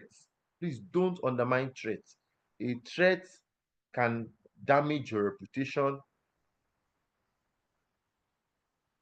A threat can damage your career path. So don't force yourself into a system where you are threatened. Please. If you don't leave the job one day, the job will leave you one day. In fact, I usually tell my wife this, and I still told her, was it yesterday or the day before? You are not yet a professional until you come to a point where you feel, if I'm telling this organization what is ethical and professional and they are not listening, I can leave. If you are still at the mercy of her, hey, I don't want them to sack me because of the money. If all you still work for is for money, then you have not yet become a professional. So when the man threatens you, please find exit door, because threats are not good. Okay? Threats are not good. Somebody threatening you is not going anywhere.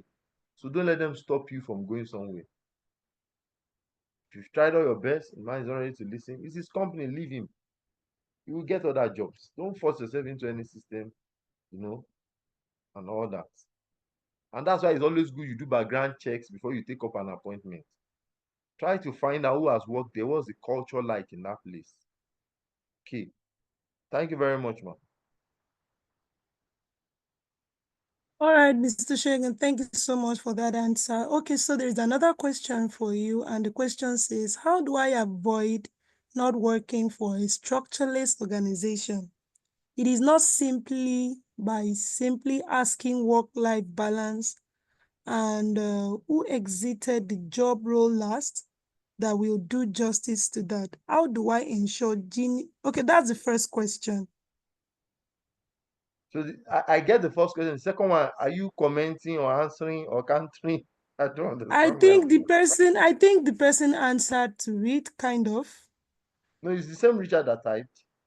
Yes. It's Richard. Okay, so he said it's not simply by asking work-life balance and who exited the job last. See, let me profile of myself. So, Mr. Richard, I work so much in the recruitment space. Okay, one of the least projects I did last year is to set up one of the biggest hospitals in Abuja. Our nursing capacity is more than 80 to 90, and we did all their interviews. So it's a 200-bed hospital. When I say 200-bed hospital, at least the salary less than 1 year is 50 million naira. We did the project. So when I'm telling some of these things, I'm not an HR of textbook. See, when you ask certain questions, they are triggers. For instance, you are going out with a lady or a guy, and you've dated this girl for 3 years. You have a farm, and she has looked as if she buys into your vision. And one day she just told you, this your farm, sef, or this your chicken where you dey pack up and down. How would you feel? So I'm trying to tell you that the problem with many of us is that we are so concerned about the money or the building, and we are blind to see the realities of red flags. Red flags appear from the interview. There was a time I was working my paid job. I had my official car. I was okay. I said, let me go and try another job. I just applied. They called me for interview. There was one young lady that was coordinating the exercise. When I got to the building, it's not even like up to where I'm coming from. Anyway, let me just sit down. So we were there. I mean, I was applying for manager position. I can't even remember the position. And then the lady said, so we soon start the interview, believe me. So one person was, people were talking or trying to ask maybe a barrier or something. The lady said, excuse me, please, no side talks. When she said it, I just picked my key and my bag and I walked out and I left. People were like, you won't wait for interview. I said, I can't work here. There's already a danger. If this girl is the one they can send to come and recruit manager at my level, and she can talk like this, is this the kind of player I will throw my career into? It just means it's a one-man business. When this small girl feels she can talk to people now, what is the big deal? We are not writing test, we are not writing exam. She's not courteous, she's not respectful. I can't work in this kind of space. I have passed that level. So please, if you do not understand, appreciate yourself, you are coming into an organization, they are hiring 50, 20 people at a time. You don't want to ask, where are the people working here before? An organization left, 20, 50 people left an organization, you want to put your head inside. You think they don't know why they left? So sometimes it's not always the money. They will just use the money to entice you. We now come into problem. So please, work-life balance is not something it's not something you overlook. And the last rule of the person that worked there, don't think the person that left, if the place is good, you want to have an idea of what's happened. When they are stammering, you know that something is wrong. Something is wrong. And you have to be very careful. You have to be very careful. So structureless organization, how do you avoid them?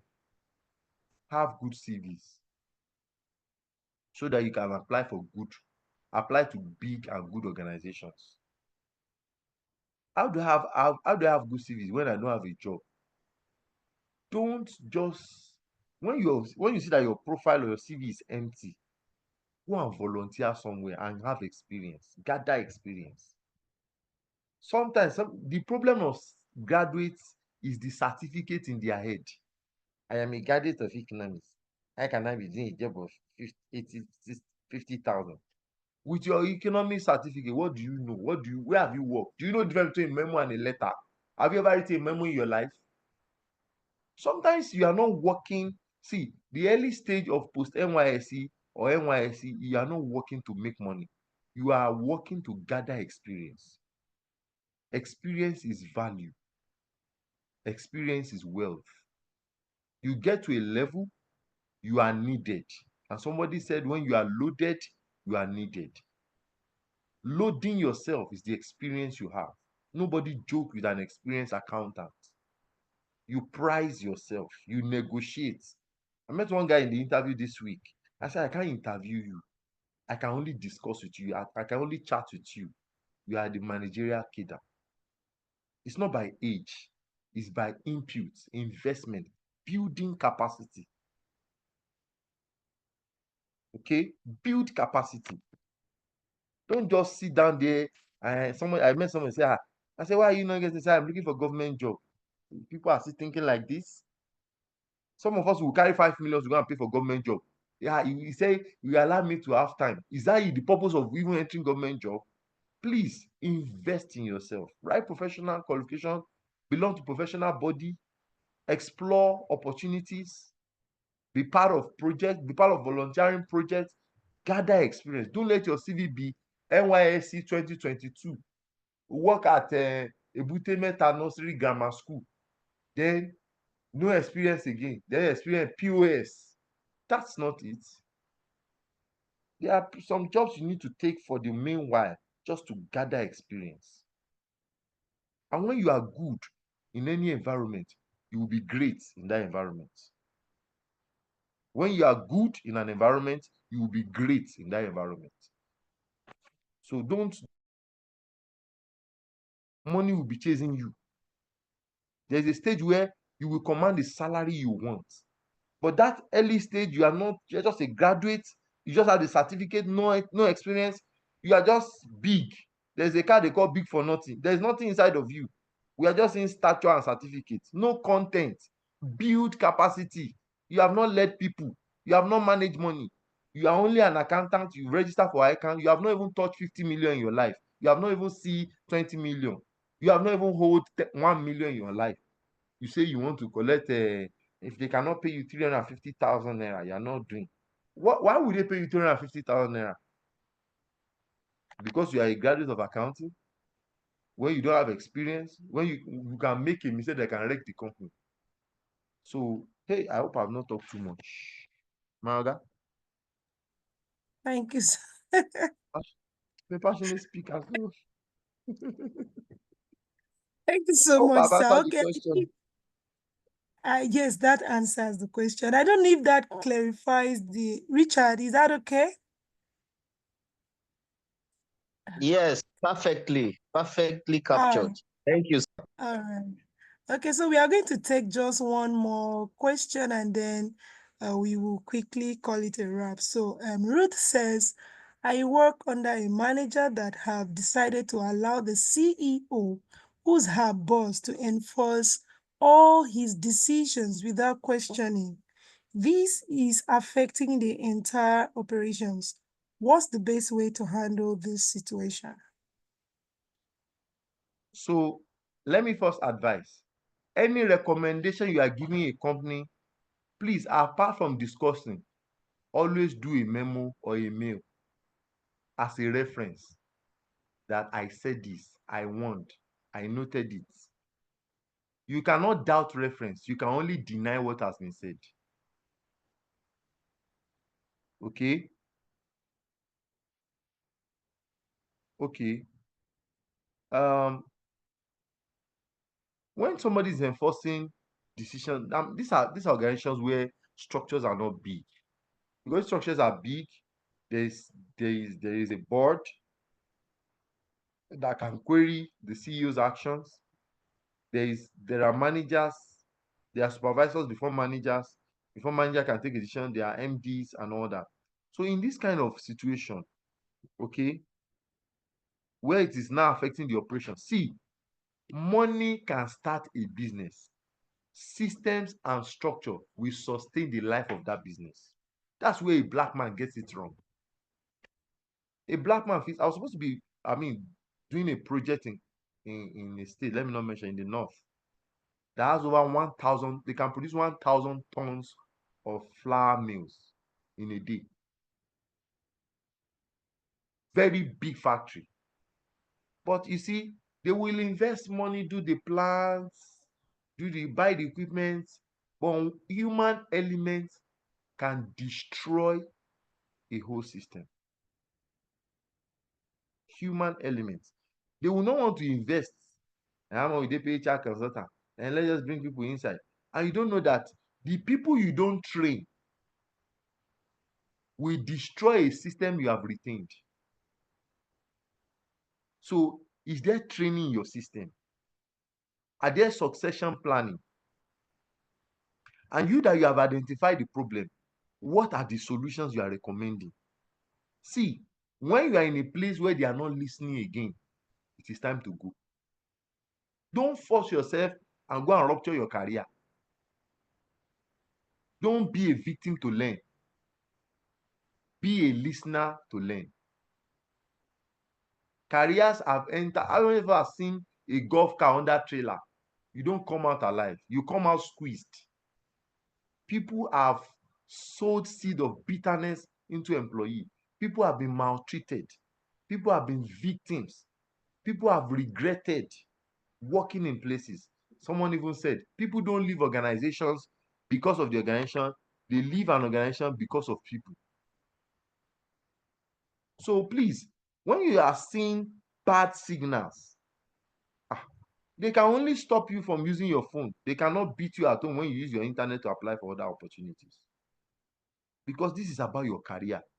You have 35 years to run your career. If you waste 10 years, you have 10 years of wasted life. If you have 10 years of bitterness you have acquired, it will affect another 10 years of your life. So you have just 15 years to probably enjoy your career. And that is getting to the pinnacle of your exit from the career lane. So you don't have time to waste.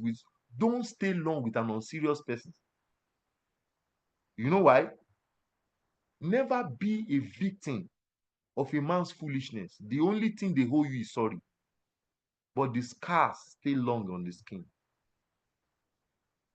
So I'm not encouraging you leaving a job up and down.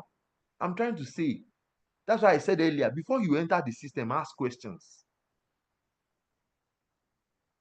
Do research, study. Okay, you are coming into a system, a role, where an organization have had 3 people employed on the same role in 1 year.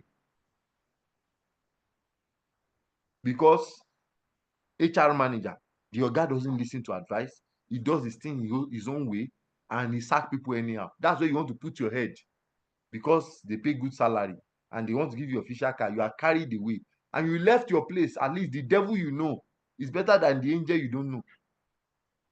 So before you change jobs, do background checks. Don't rush, so that you'll be wise at the end of the day. Thank you very much. Thank you so much, Mr. Segun. That was a very beautiful advice, and I believe we are all taking notes of this. Please, a very big round of applause to Mr. Segun.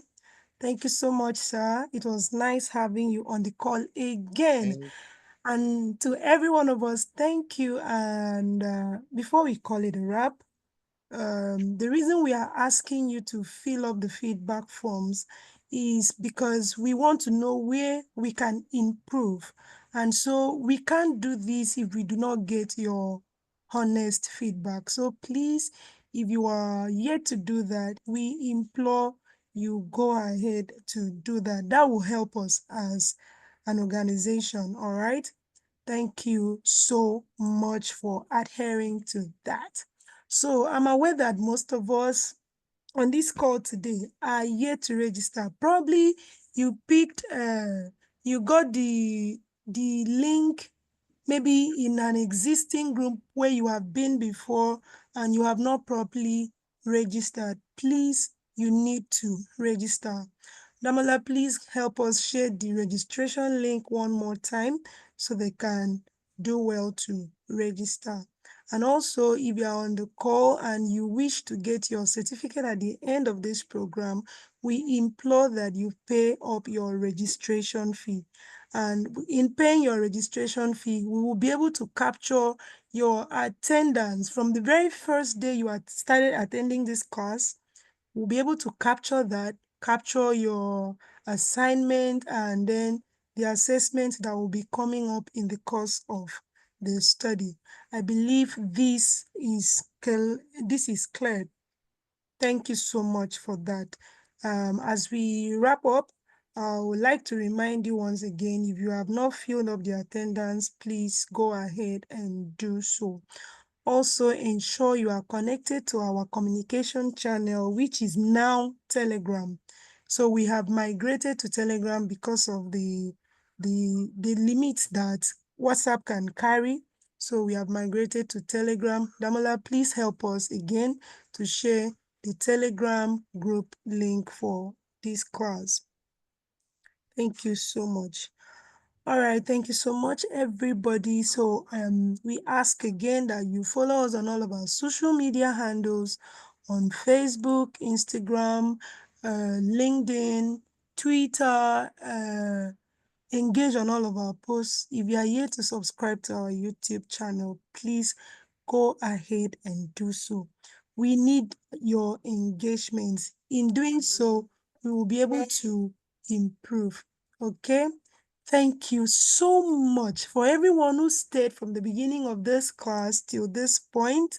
We say a very big thank you. And for the people that left, we still appreciate you. It was a nice time having you all on the call. So that being said, the slide for this very course is going to be shared to you all by next week, as well as the YouTube recording of this class. So you have nothing to worry about. The assignment also will be sent to you on that same group, so you have nothing to worry about. Thank you so much for your engagement into this class, and I believe it's going to be a very blessed weekend for every one of us. So I will call it a day. Thank you so much, and we will see you in our next one. Bye for now. Thank you, Richard. Bye. Bye, sir. Bye, everyone. Bye, everyone. Thank you for this class. God bless. Thank you.